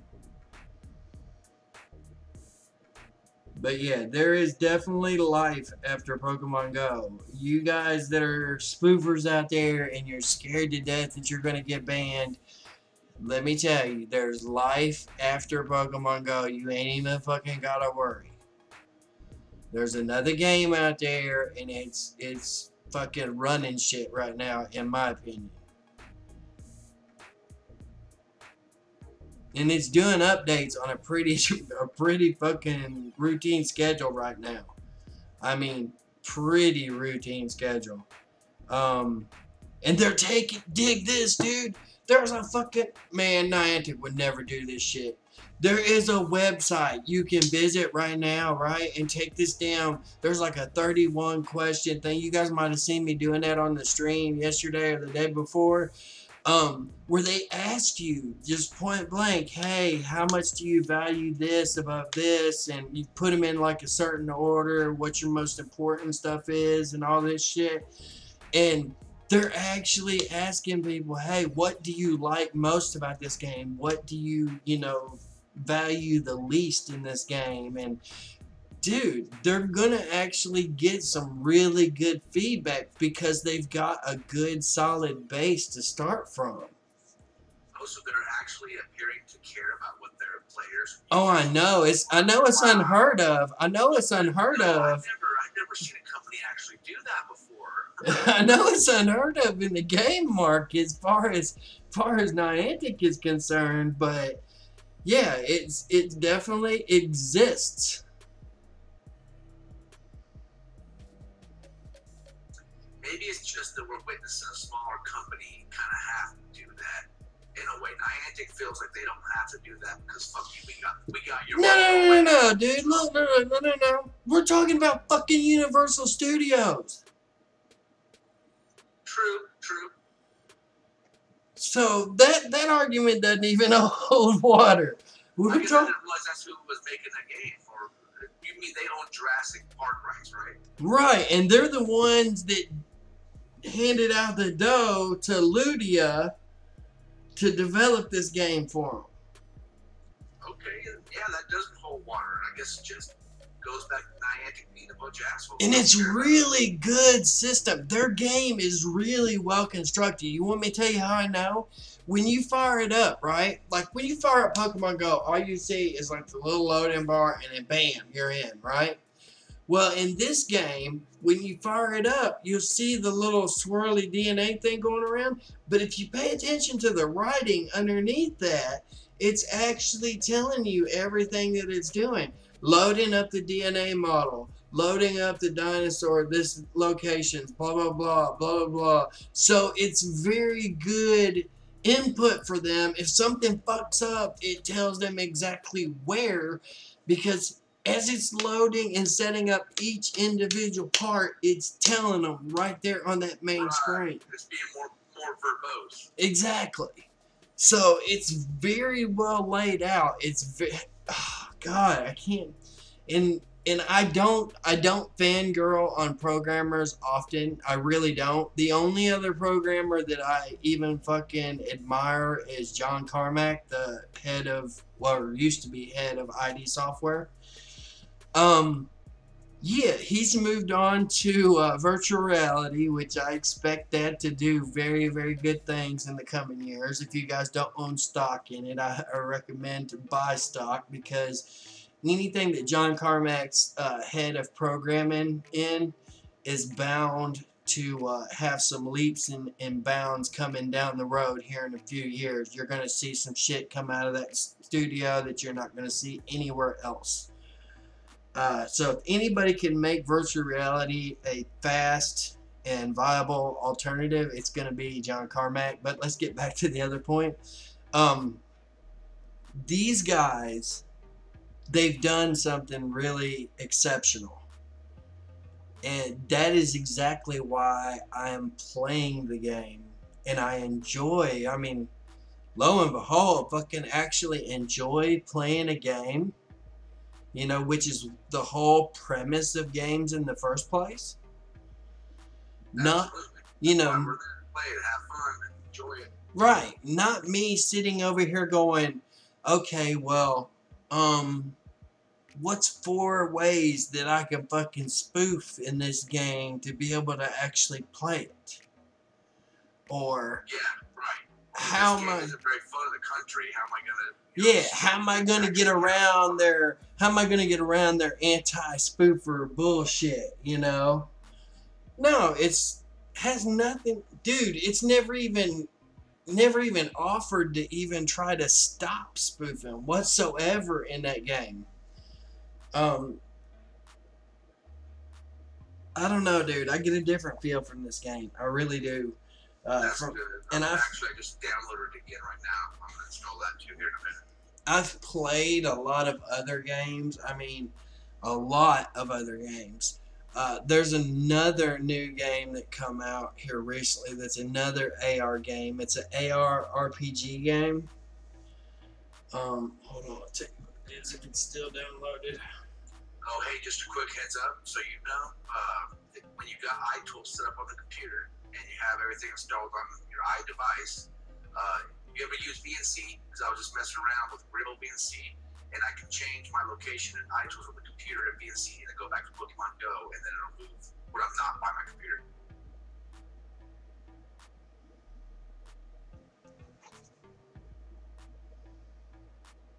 I know about VNC, but I can't remember what the hell I used it for. So you can get onto your desktop from like your phone or right, remoting in. Okay. Yeah. So what now? I was just trying a test a theory there, and fucking it works. So when I hit the VNC, it brings up my desktop. I can move iTools and click where I want to go. The personal or the location will change. So I go back to Pokemon Go, and then my person will run over there. Oh. So you can play on the go. You can play somewhere else with your iDevice if you have data, just by hitting your computer with the locations when you're somewhere else. Yeah, but your phone would have to be connected to your computer, though. You got that data at least, and then you connect to it when you get it to real VNC. No, I mean, how would it simulate being connected to a USB port? Oh shit, that's why it's working, huh? Right. I'm sitting right here doing it. Okay, I'm actually by my computer. I'm just testing the theory, but okay, damn it won't work then. No, now if you, okay, for instance, you could install that like on your Android phone, and you could leave your iPhone at home connected to your computer, and you could fucking play Pokemon Go on your iPhone from there your you go. Okay, that would work. The backwards version of what I just said would work better than what I just did. Right, you could do that. That way you get around the whole anti-spoofing shit on your Android phone by just playing only on your iPhone on your Android phone from wherever you were.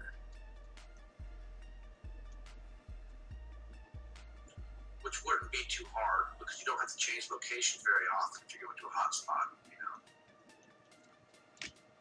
Well, I mean, I got fucking data on my Android phone anyway. So I could just leave my iPhone at home connected to my PC, run fucking Splash Top, which has a client for on Android as well, control my PC from my Android phone using Splash Top, and play Pokemon Go that way. There you go, boss. Shit. That's a good idea, man. You know, I was just thinking about that. Like, how could we manage to make this work locally? And there it is.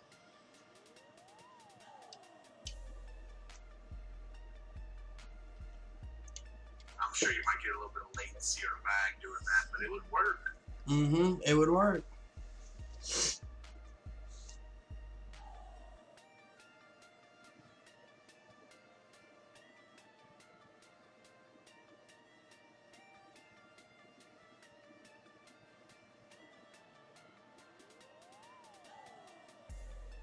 That's a cute little motherfucker right there. Bouncing on the ball. Azurill. Zurl. Yeah, I like them too.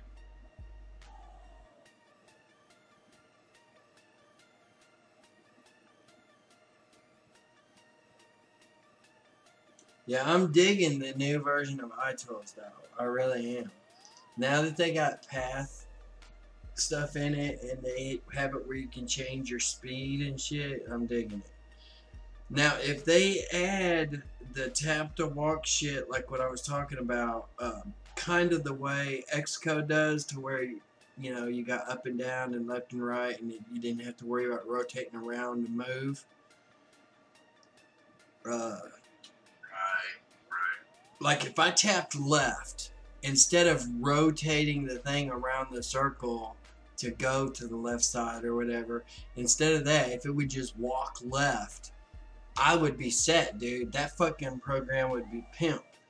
That and saving favorites are the only two things that that application needs right now.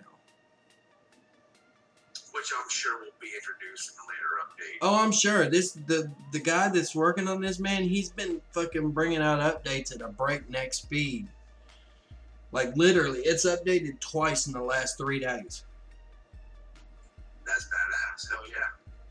So, it's just a matter of time. Give him a couple of days, let him watch a few streams on it, and watch him go.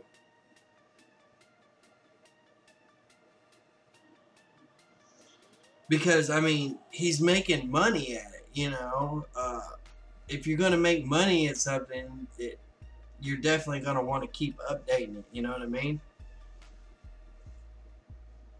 Especially if there's a demand for it. He obviously sees the demand. He's just making improvements as he goes along, which is badass. Oh, there's definitely a demand for it. Niantic has created that demand. I wonder if Niantic... No, it's not Niantic.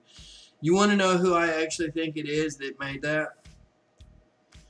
It's the developers that of like Tutu and App Valley. I think it's App Valley. Is this one? There's another one called 3U Tools that is done by the developer of Tutu. Ah, okay, okay. You know how they were talking, they had something else in the works, blah, blah, blah, blah. Yes, I did remember that. Like, I didn't really put a lot of weight into it because it's Tutu, but yeah, I did understand that. Yeah, 3U, I got 3U Tools installed on my PC somewhere. I remember seeing the developer's name. I swear it was something to do with either Tutu or App Valley. I can't remember which one it was. And then I seen the other one, and I was like, well, okay, well, there's the other one right there. The only one I trust downloaded, like either modified or hacked apps from is Tweakbox. It's the only one that seems legit. Yeah, Tweakbox is the one here recently that's actually being legit as far as the safe route to go when it came to PokeGO ++ and stuff here recently. Yeah, all their stuff's updated right away there. Well, that, and they're putting it on there without trying to inject ads too. Because Elliot put something, which is awesome. Yeah, Elliot put something in there that when they try to inject the ads in it, it triggers some code in there that basically will get you the red band message. Yeah, Elliot put that in there. He recognized that as something that he may want to use because fucking thing froze up on me. Oh, it's because I'm running the other app too. That might be part of the problem. But he recognized it. He was like, hey, this is what's triggering the red warning message. I may want to hold on to that for a rainy day because we got these fuckers over here that are stealing my work and injecting ads in it and shit to make money off of it. My work, something that I did. So he fucking put some hooks in there that as soon as the ads are injected, it fucking triggers that code that will get you the fucking he said either the red warning message and or the perma lockout. Oh man, that's harsh, but you know what? They deserve it. App Valley and Tutu deserve it because they've never been honest. Yeah, he found the detections that it was looking for. You know, the folders or whatever. He found it, and what he did was he probably like hid the folders, and then whenever you go to inject code into it, it probably unhides the folders so that they become visible. I'm betting 10 to 1 it's something really simple like that.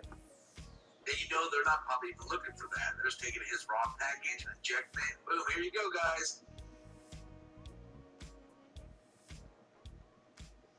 I can't see Tutu or App Valley being too thorough with looking for hidden code like that. Well, see, when he compiled and actually signed the packages and shit, and it created the packages, there's probably an option that says, you know, make these folders hidden. You know, there's different properties you can set on different folders, and when they extract it out to inject the ads into it, when they recompile it again using the APK tool or whatever the iOS version of that is, they're not checking the option to probably make those folders hidden again.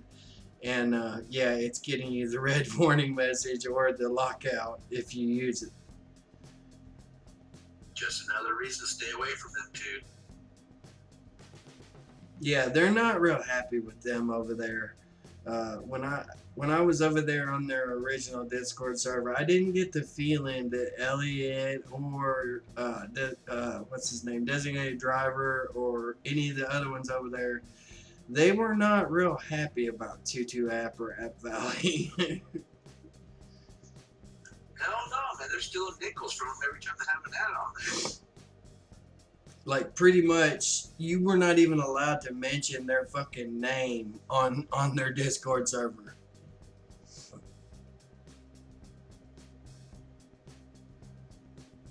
Damn, sounds like Sadie's fucking sneezing her ass off. Take the allergy medicine.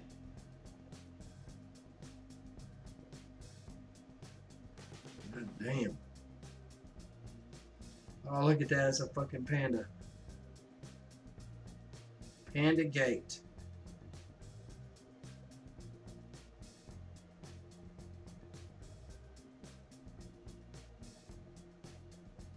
Allergies killing everybody out there too, huh? Oh, dude, it's horrible out here right now.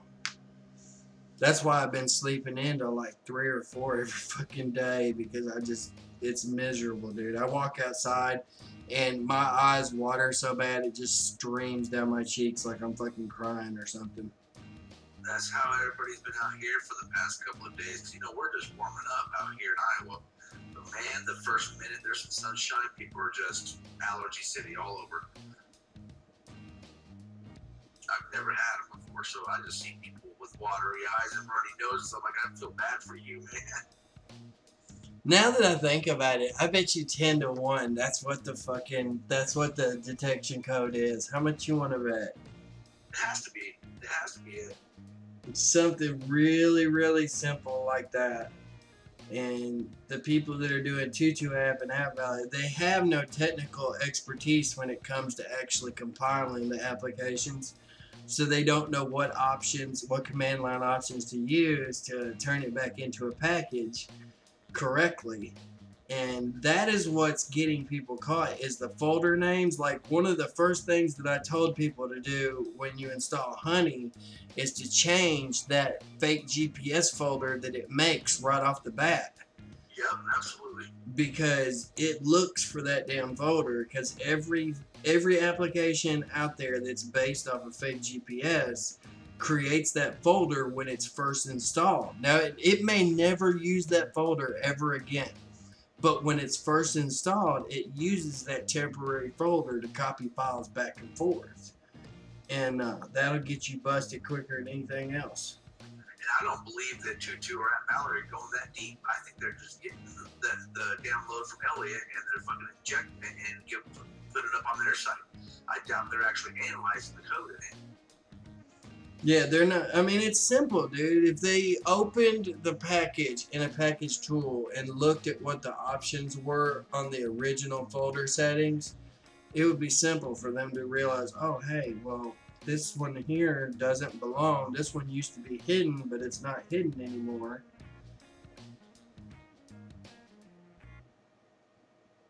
Well, it serves me good. Yep, exactly.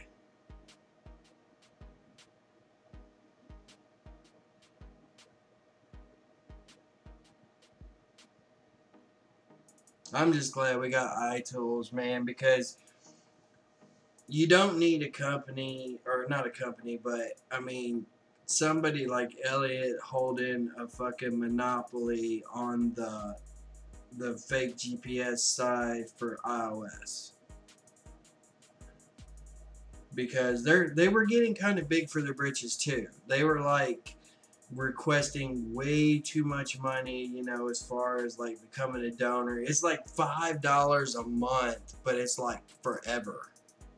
Yeah, I saw that. That's worth it though. I mean, it's not that much.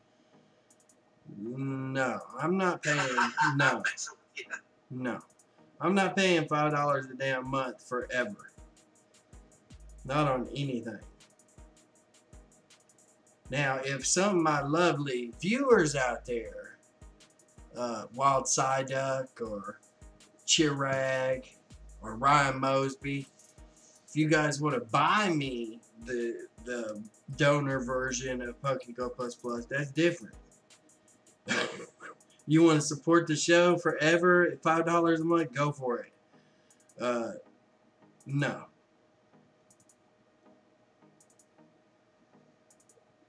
So what are the benefits of it now again? Okay, number one, you get the plus functionality inside of JWA. You really don't get the good benefits unless you are jailbroken. Now, if you're on a jailbroken iPhone, then there are some definite benefits to it. Number one, no matter how awful you throw a ball, there's a setting that will automatically make every throw that you throw an excellent. That's funny. Yeah. That's the like most important one that I've seen out of all the features. What was some of the other ones? I'm trying to think. Oh, making routes. You can make GPX routes, which I can already do that in iTools now. So are you still messing with the gotchas or the the PokeGO pluses? oh yeah, I got it on right now. That's really what I want to do. I need to get me one of them. Just get one of them, set up a route like in Santa Monica in iTools, and just set it to walk and walk and walk, and just leave it there. Yep. And if you use the Xcode hack, right, and you set up, there's a way to set up GPX routes in that too. Matter of fact, that's the guy on Spoofer Tricks over there. He actually has several GPX routes already made that are custom made that you can download and like inject right into the hack. But if you use that hack, the Xcode one, there's a jitter, like a randomness to the walking speed that you can check this box that it does. That way, there's really no way that Niantic can detect that you're using that to walk nonstop. Because it varies the walking speed. Yeah, and if you set up a route in iTools just to go around and around and around, it's never gonna change. It's never gonna deviate at all. Oh, there's another option. You can set it will actually walk around randomly during the route. That's good. That's good because it throws in some variables. So if they see you do the same route 3 times, they're not identical routes. That's fucking that's really good, right? I seen that and I was like, holy shit. These guys have thought of almost everything. That's exactly what you want, man. A little bit of random walking during a route. That, and I like the cursor keys for walking around. I really like that. You just got to set the speed slow enough on it because, like I said, when I had it set to the top speed of the 3 options you could select at the bottom, you noticed I was glitching home. And I've never seen any hack do that on iOS before. But when I set it back down to the slower speed, it didn't do it anymore. So. Okay, so you probably got to the point where the speed you were going at was breaking the ability of the tracking. So it was getting your real location somewhere in between. Well, what was going on is, okay, the way this hack works, the Xcode hack works, the way it works, it installs a third-party program on your iPhone next to Pokemon Go. And then it actually communicates with the web spoofer app, which runs on top of Xcode, okay? So there's a delay in there. So when you get that delay coupled with too fast of walking, you get a real location thrown in there. Yeah. It's not updating. In other words, it's not updating fast enough to keep up with being overlaid over top of the real GPS unit. It wasn't being fast enough to update over top of that and keep it hidden. Yeah, it was leaving that little window of opportunity for that chip to update its relocation. Yep.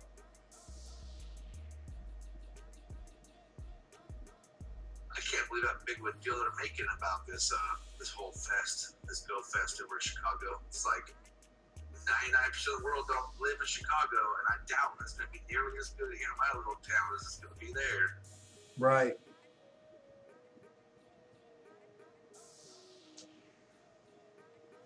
What up, Ryan Mosby? Anyone going to Go Fest?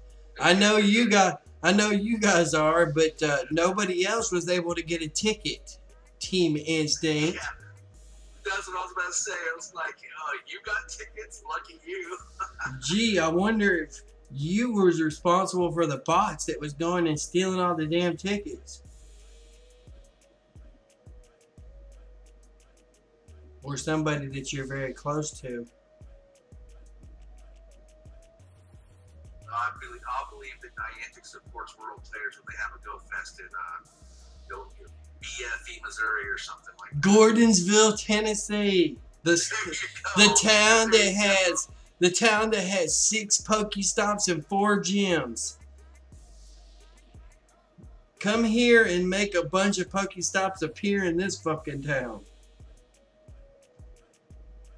Or just have a Hundo day for rural players. We'll take that. No, I'm happy. I got JWA now. I'm good. Niantic done fucked up. They screwed the pooch. I'm already on to another game in my mind. You know what I'm saying? I'm like... Nothing wrong with that, though. I mean, you're seeing something better there, and that's good, you know? I'm like, keep fucking up, Niantic. Go ahead. Oh, what? You don't want us to play now? Okay, that's cool. Because as soon as they ban all of us again and we're all locked out for 90 days again, you know what I'm going to do?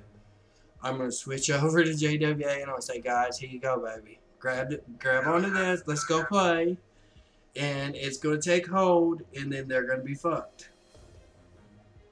Could you imagine if some way we collectively got all the spoofers to do that, or a majority of them to just quit playing for even if it was just a few months? What Niantic would do? Oh my god.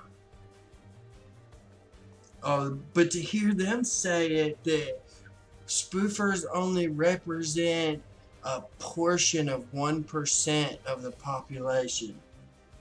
I don't believe it. Are you smoking crack? What kind of fucking numbers are you running, dude? Because I can calculate numbers a hell of a lot better than that. And I promise you that there's more than 1% or less than, they said half of 1% of the population. They're probably not counting any of the scanners or any of the bots or any of the people that hand make 100 level IV accounts to sell. They're probably only counting people like us that get the red band every once in a while.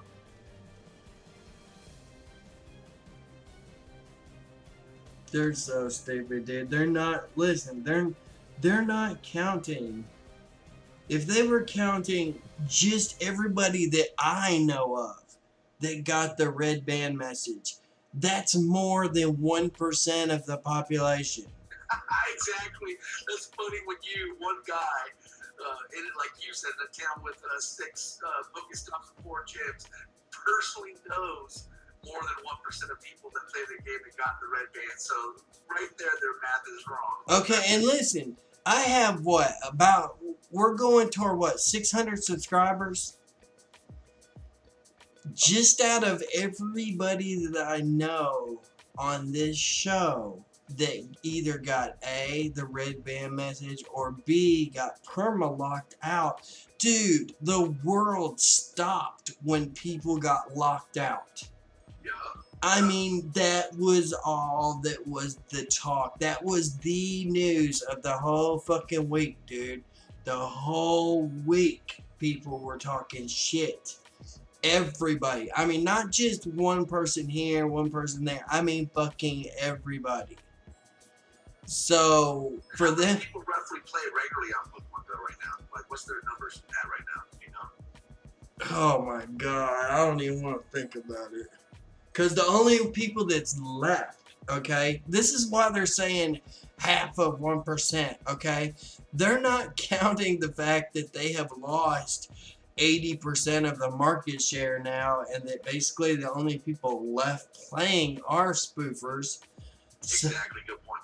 They're saying that we only represent half of 1% of the population. Bullshit. We represent about 80-something% of the population. 80-something%, not half of 1%. Hanky, if you do math like that, I think we need to have the fucking New York Stock Exchange come in and do a fucking audit on you, because your numbers are way the fuck off.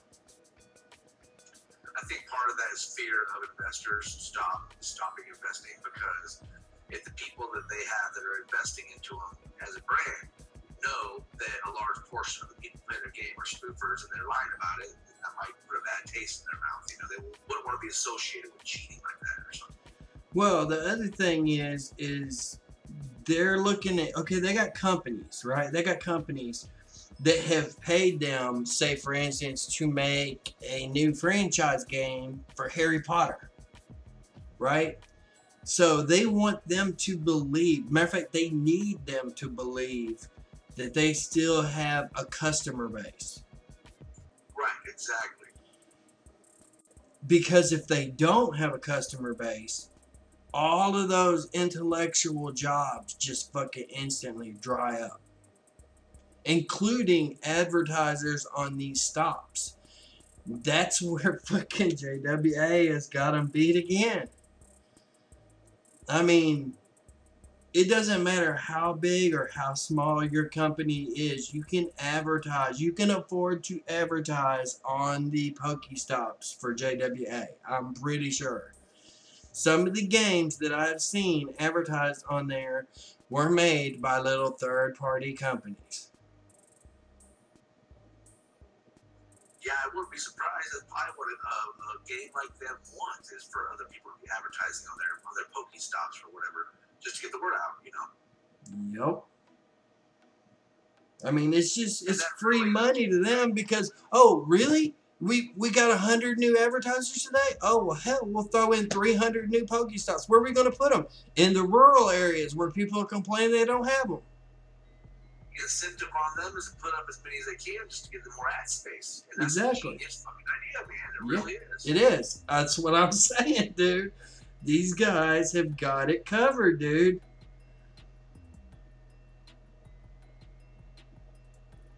Oh, will they lose half of their advertisers? That's okay, because we have fucking 5 times more advertisers than fucking Niantic does. So... are most of the ads you've seen for other games, or do you have your regular everyday, like, Coca-Cola ones or anything? Okay, it's got, like, I've seen movies played for different movies that were coming out and stuff, including new Jurassic movies that were getting ready to come out, and other company movies. Like Sony, they had some movies on there too. And I've seen game companies, and some of them may have been big company games, right? But then there's others that, and you know what? I've actually downloaded a couple of the games from the ads. There's some little bitty, indie published games that are also advertising on there as well. Good. There you go. Sharing is caring, right? Exactly. Like the, what the hell was that? It was a mech war game. I can't remember what the fuck it was called that I downloaded. It looked really fucking cool. So I downloaded it. You know, they got click-through advertising right there. Bam. They're advertising like through Google AdMob. They're doing, what's it called? App loving ads and some other shit. Throw it in. That's good. I can see it getting bigger from here then. One day they will have Coca-Cola on there, and they will have Pepsi on there. They will have, not that the big ones that they have now aren't good, but they'll have a whole bunch just random companies wanting to get on there. Oh, yeah. Believe it. It's coming.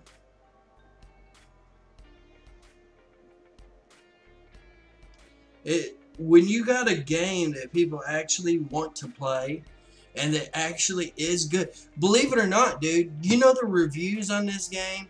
They have gotten like 4.7, anywhere from 4.7 to 4.9 out of 5 stars on everything. Wow, that's impressive. Pokemon Go only has 4. Yep. And 2 of those are probably bought. Oh, I know. They're probably pulling fucking Mystic 7, going out and buying half their damn, you know, people that are saying it's good. Probably right. That's what Mystic 7 did. I mean, it's a genius idea, though, because there's companies out there that advertise. Like, if I wanted 20,000 subscribers, I could have 20,000 subscribers tomorrow. And it's little of hardly any money whatsoever to pay them off. You know, I'm talking like fucking for $200, I could go out and fucking buy 20,000 subscribers. They have bots over. One I saw the other day where you get 100,000 Twitter followers and 50,000 YouTube subscribers or something rather for around that, like 200 some bucks. Yep. I'd have to Google it, but yeah, I understand why you wouldn't want to do that. But of course, it's so easy, and people know that. Right. It may take me longer to get to that 1,000 subscribers, but once I get there, you know what I mean? I've earned my way there. You know what I'm saying? Yeah. You're like you said, you're just a dude sitting in the middle of Tennessee playing the game, and you'll get there on your own. But it's not your goal to try to like be another Mystic 7. You know, who would want to be fake like that anyway? Oh, I'm not gonna be fake. That's not me. You guys know that. Can be. I think you're too real. Exactly. There's no way I could be fake. Can't do it. There's a Beldum right there. Oh shit! You guys can't even see my fucking screen. I just saw it a minute ago. I don't think it's been down for that long. But yeah, I could never be fake, dude. There's no way. Even if I got that many subscribers, it would be because I'm the realest motherfucker you know, and I speak my mind the way it is. It's not because I've bought my way there and I've kissed ass and hawked this product and that product. You know what I'm saying? If something's shit, if something is shit and it's a product they've like sent to me and said, hey, I need you to do a review on this, you're gonna know it's shit before it's over with. Yeah, you're not going to tell the people, hey, play this game because it's awesome. I'd love to read about it. Like somebody like Mystic 7 would do that. Like, right, like every Pokemon he catches is the best Pokemon ever. Yeah. Everything he does at that time is the best ever. That's all just blowing smoke up people's asses to get the ad money. Yeah. So he's never going to give a bad review of something or say anything bad, ever. It's like, okay, Draconia's Go, it's alright for a game. It's okay. It's got PvP in it, which is good, but it has bad points as well. I'm not a big fan on the curveball on it. Now, if you're in AR mode, the curveball kind of acts like it should in real mode. Now, it's a good game for somebody like AJ to play because it's got dragons and shit in it, and he loves dragons. But it's nowhere near the game what JWA is, and that's why I think you guys understand where I'm coming from, because I could have very easily been like, these other games were the best fucking games ever. You know what I mean? I actually had a game company, and you guys might remember this. I had a game company that approached me, wanted me to start doing videos on the Reg forum, and they were going to pay me to do so. They were an advertising company that was had a very select client of games, and they wanted me to do videos for each one of these games, and they were going to pay me X amount of dollars to do it. And you guys may have heard me mention something about it in the beginning, but then you know how you never heard nothing else about it after that?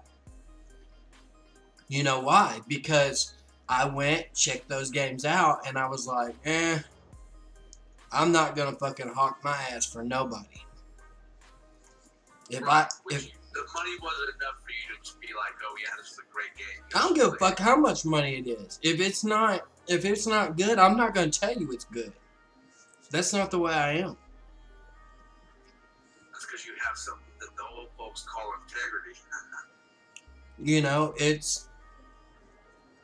I can't do that, dude.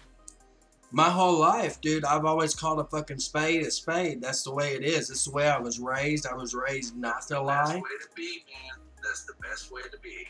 My mom told me in the very beginning, it's much easier to take that ass whooping for telling, you know, for getting in trouble that first time than to tell fucking 5 lies to try to stay out of trouble.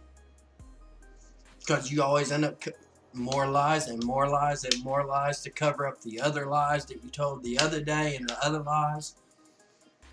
And you're never going to make everybody happy either, so you might as well just be honest from the get-go. That's why they say the truth hurts. It's when you say what you think and you're being truthful, people don't like it, but you gotta be, you know. But, I mean, you gotta look at it like this, dude. It's much easier on you as far as your mind and shit goes, and your body. Your mind and body and your soul. Absolutely. To just be real up front with somebody and be like, hey, I don't like this, this, and this. And tell the fucking truth up front. Instead of fucking lying about it, and then down the road you're like, well, I can't support that product, blah, blah, blah, blah, you know, and all this shit. You've done more damage to yourself along the whole fucking way. You're sitting there, you know, fighting with yourself the whole fucking time. Should I tell the truth? Should I not? And all this shit. It's not worth the fucking hassle or the peace of mind that you're gonna fucking lose to tell a lie. Just fucking own up to. I couldn't agree with you more, bro. Here's the way my mom told me, right? Listen to this. If you lie to cover something up, right? The reason you lied is because you know you did something fucking wrong. If you didn't do something fucking wrong, you wouldn't be lying to cover it up. There's no reason to, exactly. So, you know you wrong right from the beginning. Why not just fucking tell them the way it is? Rip that fucking band-aid off, get over that shit, and then you guys can get on with the rest of your life. Much easier on everybody involved, honestly. That's why I'm telling you guys. Whether I have, and this is the truth, this is the honest to God's truth, you watch and see.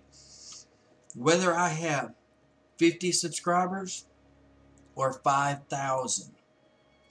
You watch and see, dude. When I get to that fucking 5K mark, and one day I will get there. Because I'm at that point right now where word of mouth advertising is all I need. I don't even need to fucking hawk myself that hard anymore. There's enough videos that I have done. People can go back and watch those videos and they see, well, fuck, this dude is telling it like it is. He's not being fake. He's not advertising 9 million fucking times for something that he don't fucking believe in. So, that kind of shit is catchy. And I'm at the number of people that I have subscribed right now that are solid subscribers. I'm not talking fucking Johnny come lately fucking subscribers. I'm talking about people that have been here and been here a lot. And that's what's gonna keep you safe, is that people will know that. They'll be like, oh, he ain't the type to do that shit, because we've been on here since the beginning. And they'll see the change, because you know what? I bet you at the beginning, people like Mystic might not have been so bad with that kind of shit. Or whoever, trainer tips. And then when they saw that money coming in, like, oh, well, yeah, we can just do this just to make more money. And they bend their own rules and their own morals, you know what I mean? Yeah, I will never do that, dude. Whether I have 50 subscribers or 5,000, you watch and see. Stormy? With yourself if you did. You feel fake if you did. Oh, you know? God, dude. I could not do a show if I had to be fake, you know, like if I had to like put on a face and act fake and shit on here every time I had to do a show, I couldn't do it. It would kill me, dude. It would drive me fucking bananas. There's no way I could do it. It's because you're not an actor. You're not trying to act like another person or put on a character. You're just you know. And that's why back when I did my comedy show, that's why it did really, really well, and fucking exploded the way it did with how many comedians we had signed and everything, because they seen, hey, this fucking guy is kind of like us. He don't give two shits, and he'll tell you the way it is, whether you fucking like it or not. So I had fucking managers and producers sending me motherfucking tapes left and motherfucking right, dude. Fucking Stacy Pecluda, love you, baby. She fucking made my show, man. Like, okay, I had like 100 professional comedians before I hooked up with her, and I went after Carlos Mencia, and she was the manager for Carlos Mencia. And just so happenstance, she also happened to be the last comic standing manager of all the comedians that were on Last Comic Standing. So when I went after Carlos Mencia and I ended up talking to her on the phone, I ended up getting all of the Last Comic Standing people. All of them. Wow, that's crazy. And believe me, if you will, dude, because I can produce motherfucking documentation. Every single fucking one of them was signed, sealed, and delivered on fucking contract. I could use their works for anything that I want to, including and up to even making another comedy compilation CD for distribution by me.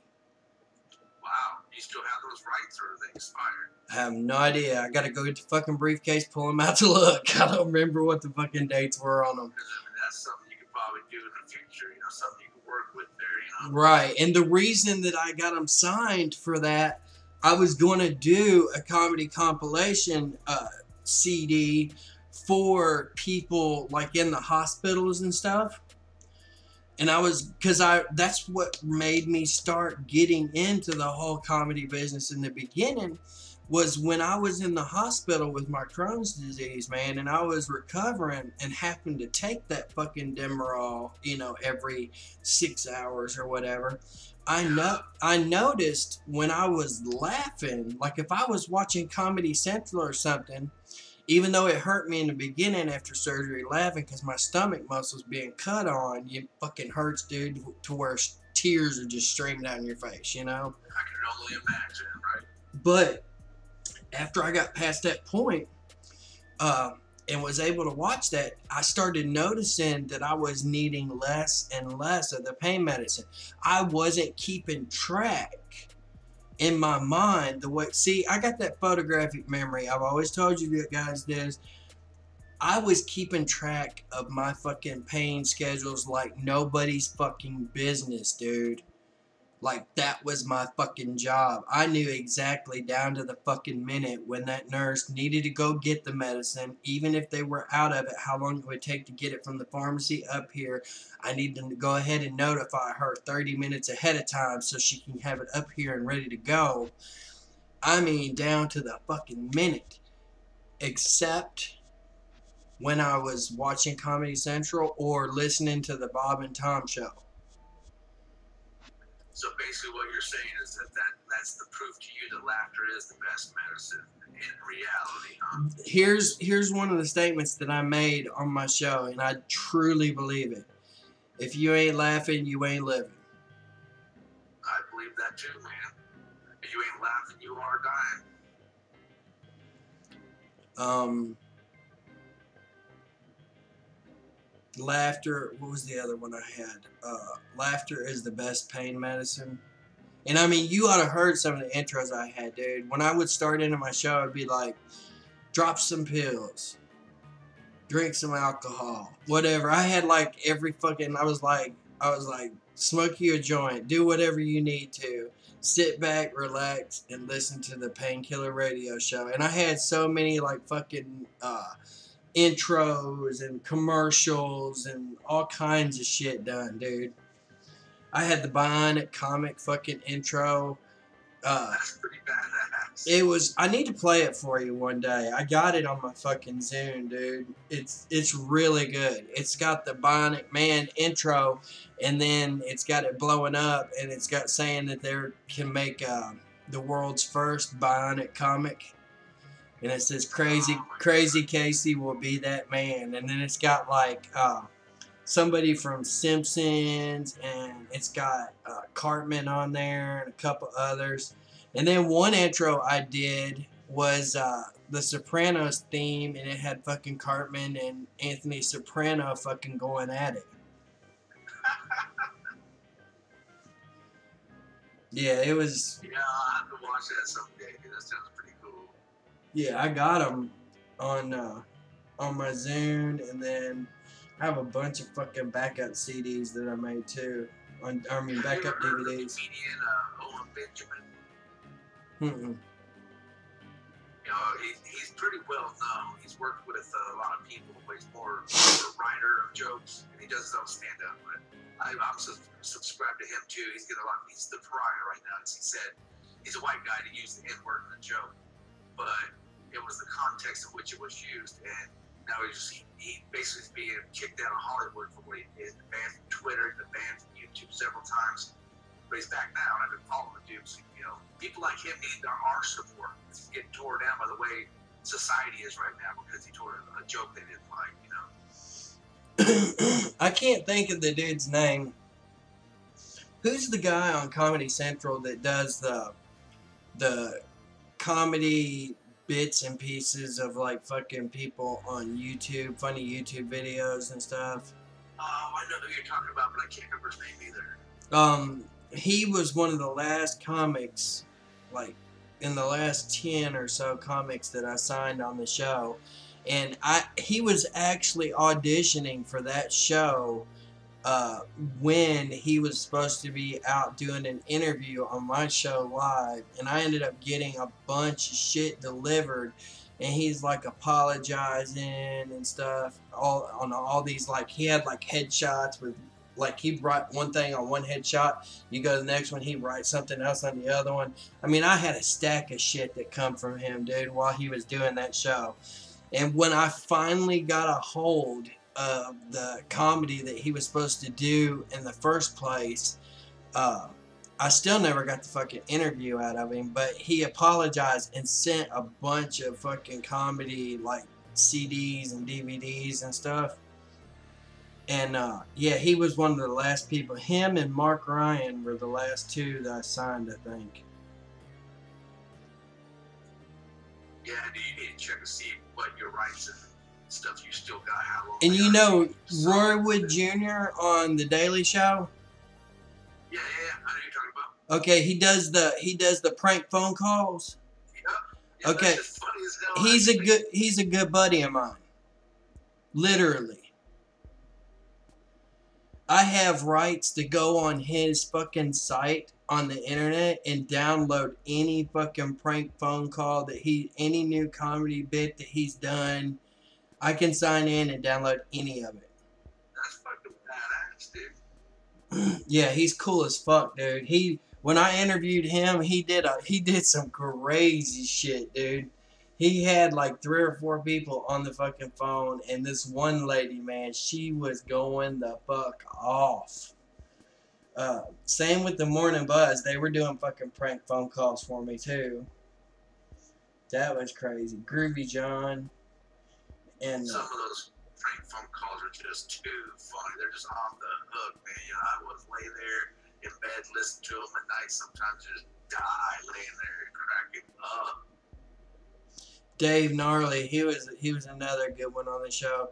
He did like Mr. Woo's Wonderful World of Walk, and he had like all these sound effect shows where it made it sound like he was cooking live animals and shit, and like chopping them up with weed eaters and stuff, and like, yeah, literally, he's got fucking snow steel egg roll. There you go, Wonderful World of Walk. It's fucking hilarious, dude. And when he makes the sound effects, it actually sounds like what he's fucking describing as he's doing the thing. Like fucking, if he talks about ripping a fucking seal's nose off, it sounds like he takes like a head of lettuce and gets the sound effect of it, dude. It's literally, you can fucking imagine it in your head. This is what's going on. Right, like you close your eyes and see exactly what he's saying play out in front of you right there. Dude, it's fucking hilarious. One of my favorite people. Oh God, I'm gonna get in so much trouble for saying this. I shouldn't even say this, but Don't get yourself in trouble then. One of my favorite people to interview was Mark Sweeney.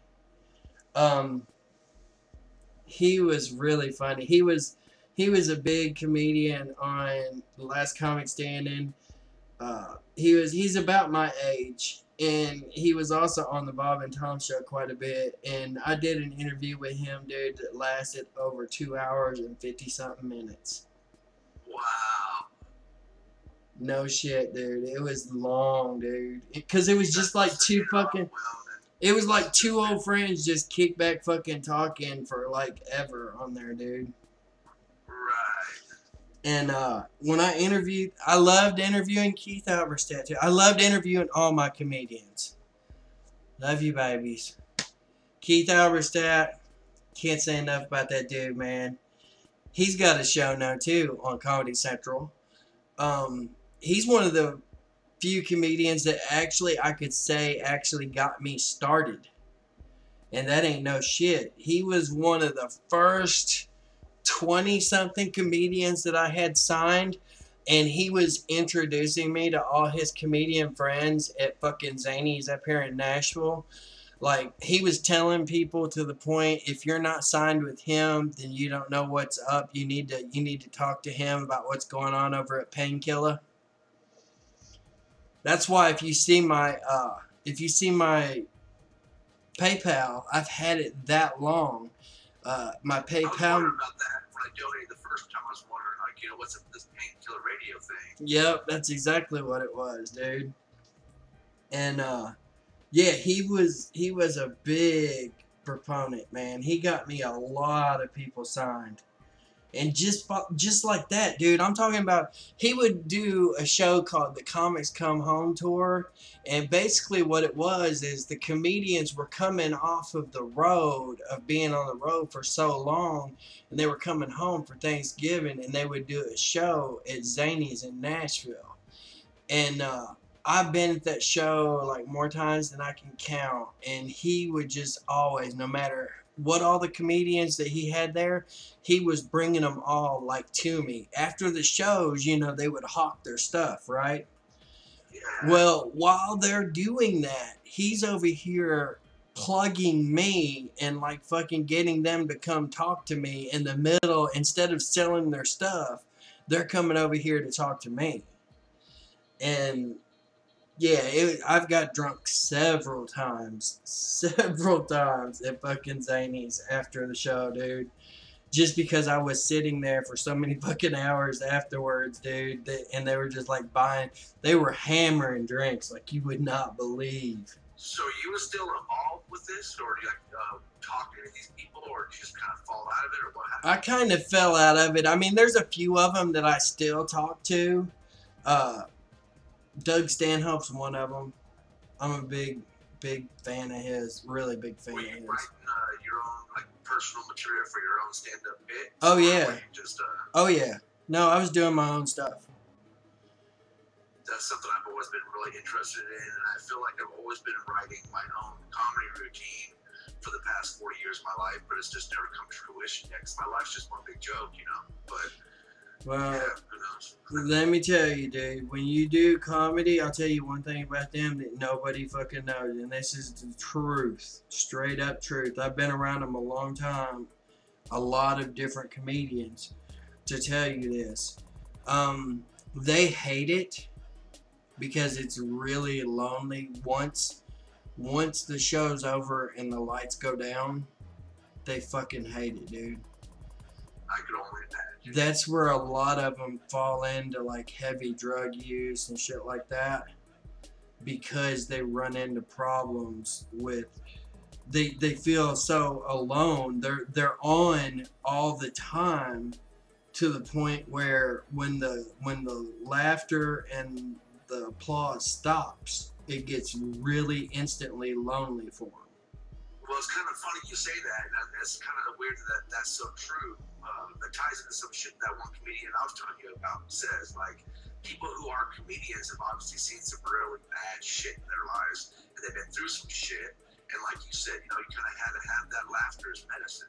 So when they don't have it for themselves, they're not doing what they do best by making other people laugh. Maybe they go into their own little depressive state. They just gotta always be actively making people happy, making people laugh to keep themselves happy. Yeah, it's because like when it's over with, they don't know. What do I do? You know what I'm saying? Right. It's like they make people laugh. That's what they do.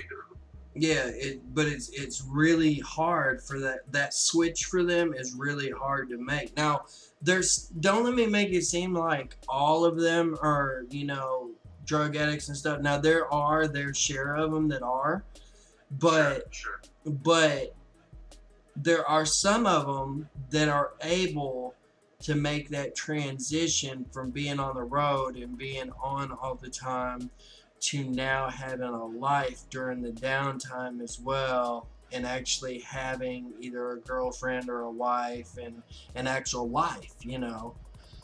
Mark Sweeney is one of them that can, because he was in it so long, and he was an older gentleman that he was actually able to have a life. Him and his dad would travel a lot. They would do a lot of skiing and whatnot together, and his dad was a big part of his life and everything. But yeah, he was one of just a handful of them that I knew of that was able to actually do that, like almost instantly when they come off. Be able to adapt back and forth like that. Right. Most of them cannot. By the time they actually adjust from coming off, they're having to go back on the road and flip that switch again, and it's a very, you know what I mean? It's fucking tough. Yeah, it fucks with them really hard. It really does.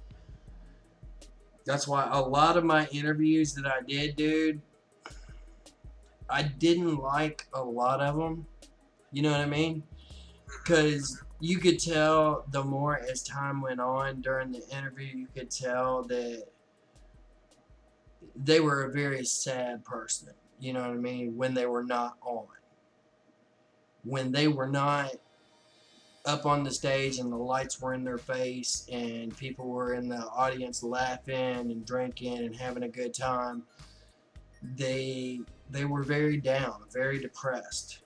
It's kind of odd too to think of that, because when you think of that old, when you just said that, the picture of the old comedy and tragedy masks came into my face, in my head, and it's kind of like that. That's how they're so tied together. With every bit of comedy, there's a little bit of tragedy, Right.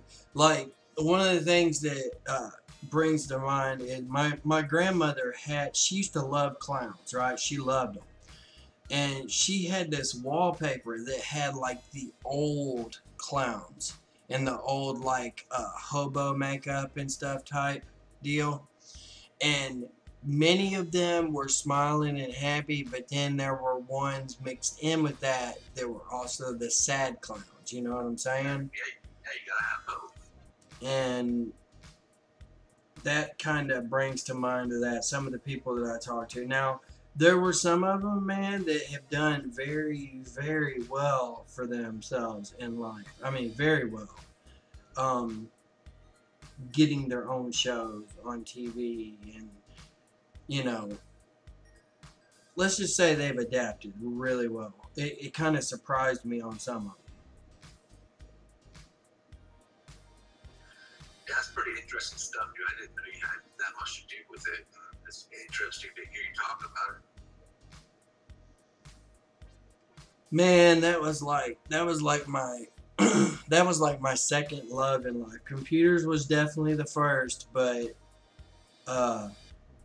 dude, and I never knew that I would love it that much. You know what I'm saying? When I first started doing it, it was just like a hobby thing when I started out, and then the more I got into it, the more I found out, hey, I can do this shit, dude. I can fucking talk just like every other person out there. I'm not... Here's the thing. This is why I can talk to basically anybody, okay? I look at everybody exactly as the same. Literally. It doesn't matter. I don't give a fuck how much money you got. I don't care. Dude, it does not matter to me. It matters what kind of fucking person you are.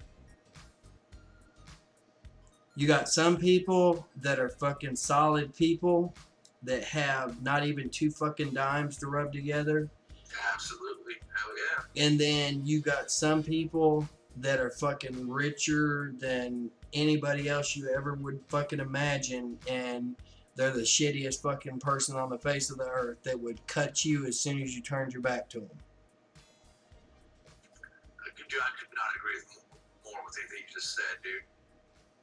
Yeah, absolutely.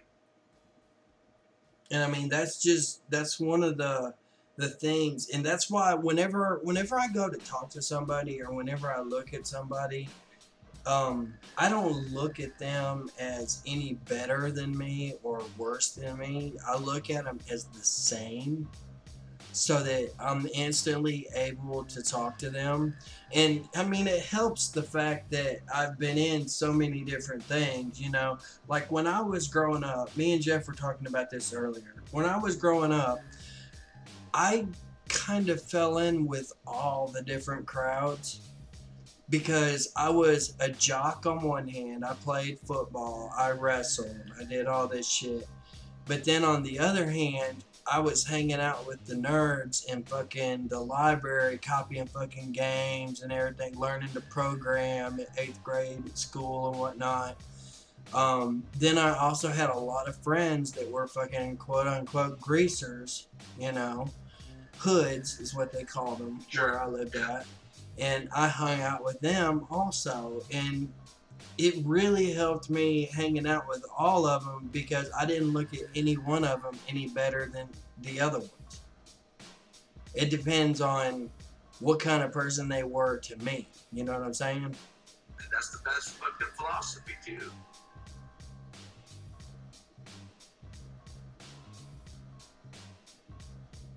I'm actually just responding to some folks in the Discord server right now that need some help with their devices. Ah. Damn, excellent on Swablu. Are you serious? But no, that's the truth, man. That's why I'm able to talk.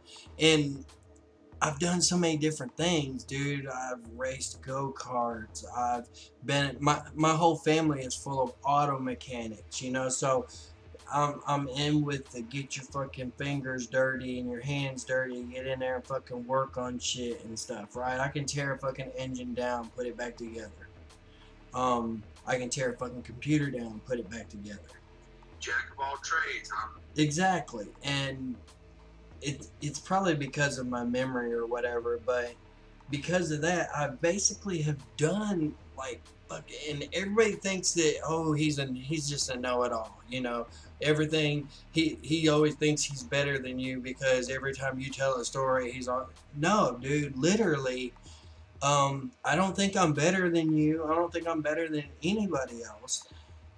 When I say that I've done something, it's because I've done something, not because I haven't. You know what I'm saying? And absolutely, there's some people that you're around that's the way they are, though, is that they lie about this and lie about that. Dude, it must be fucking exhausting to be them. You know what I'm saying? To have to cover that many bases and lie that many different ways to try to make up a life. How bad is your life that you have to make up one? pretty damn bad. I've never had to resort to that. I mean, you see what I'm saying, though? I couldn't do it. It would be too exhausting.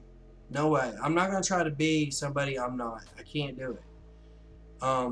Because one of them days you're gonna fucking slip, and when you think you got all your bases covered, somebody's gonna ask you a question, and you're gonna give them the wrong fucking answer to it, and it's all gonna come down. Call you out. Yeah. And it's all gonna come down. Hey, this wild side duck over in the chat talking about is hiding his comment.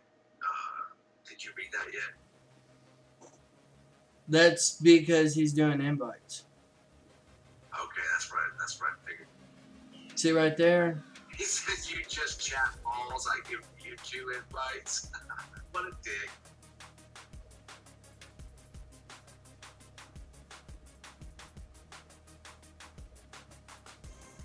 Yeah, this is totally, he's being a fucking tool and a fucking troll. He's asking people if they want a fucking Mewtwo. Well, obviously you...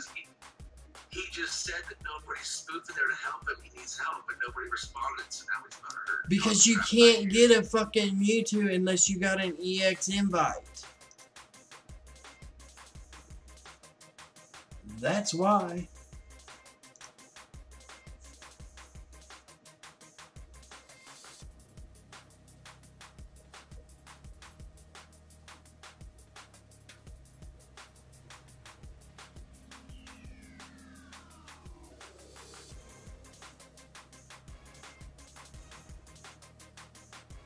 My people are pretty solid, you know. If they're able to spoof over somewhere and help somebody out, they will.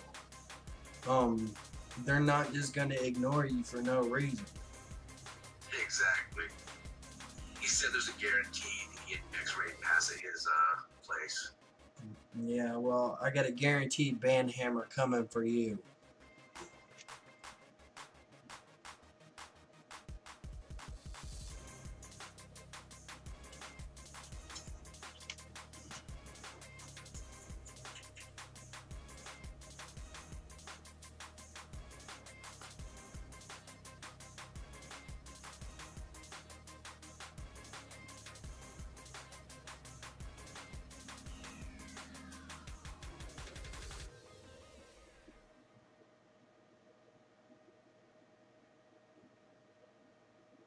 I wonder if my daughters went to sleep yet.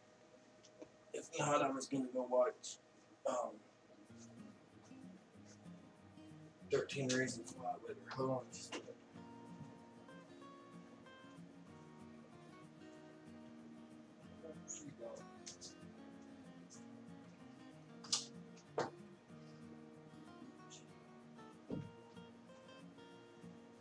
Yeah, she's asleep. Oh well.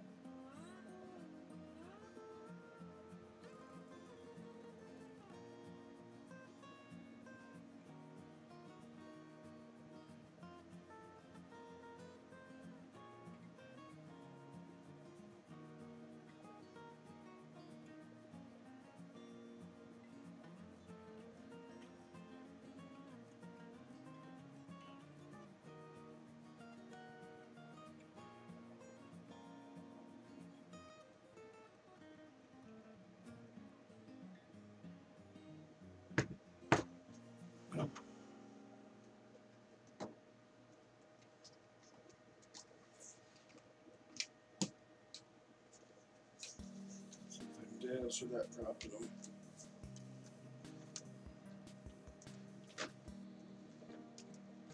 Take that to fucking movies. Or is that comedy CDs inside movie cases? No. What the fuck are they doing in this stuff? Okay, that's not wrong there. More of the items are, but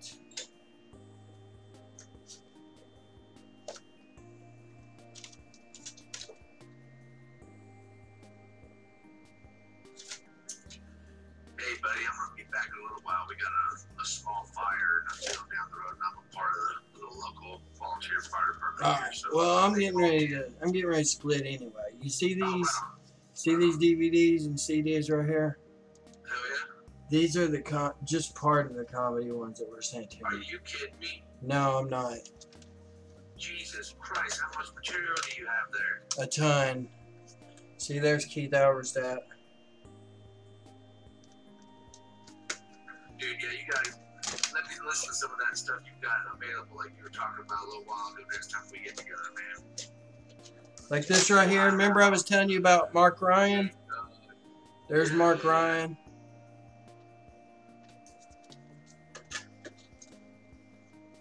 And Doug Stanhope. Dig this. Here's his fucking XM bootleg, dude. Fucking ripped and sent it straight to me. Here's another one. I'm telling you, I got an invite to his damn Burning Man festival that he puts on like fucking every year. All that's just collector's items in their own right there. Oh, I'm sure it is. You ought to see the DVDs and shit that I got. That ain't nothing, dude. That right there is just, that's a small bit. I got a hard drive full of fucking shit still in the format from the radio show and stuff. Nice. Well, what time are you streaming tomorrow, bud? Hopefully early one. Trying to get it wrapped back around to early times again, because ain't gonna be much longer, and I'll have another doctor appointment. But I'm gonna go help them get this little fire out real quick, and then, I'll hit you up tomorrow sometime, buddy. All right, I'm Storm 3. You know how I do. May all your Pokemon be Hundos, and at least some of them be Shinies. Stay sexy, you too. Catch you on the flip.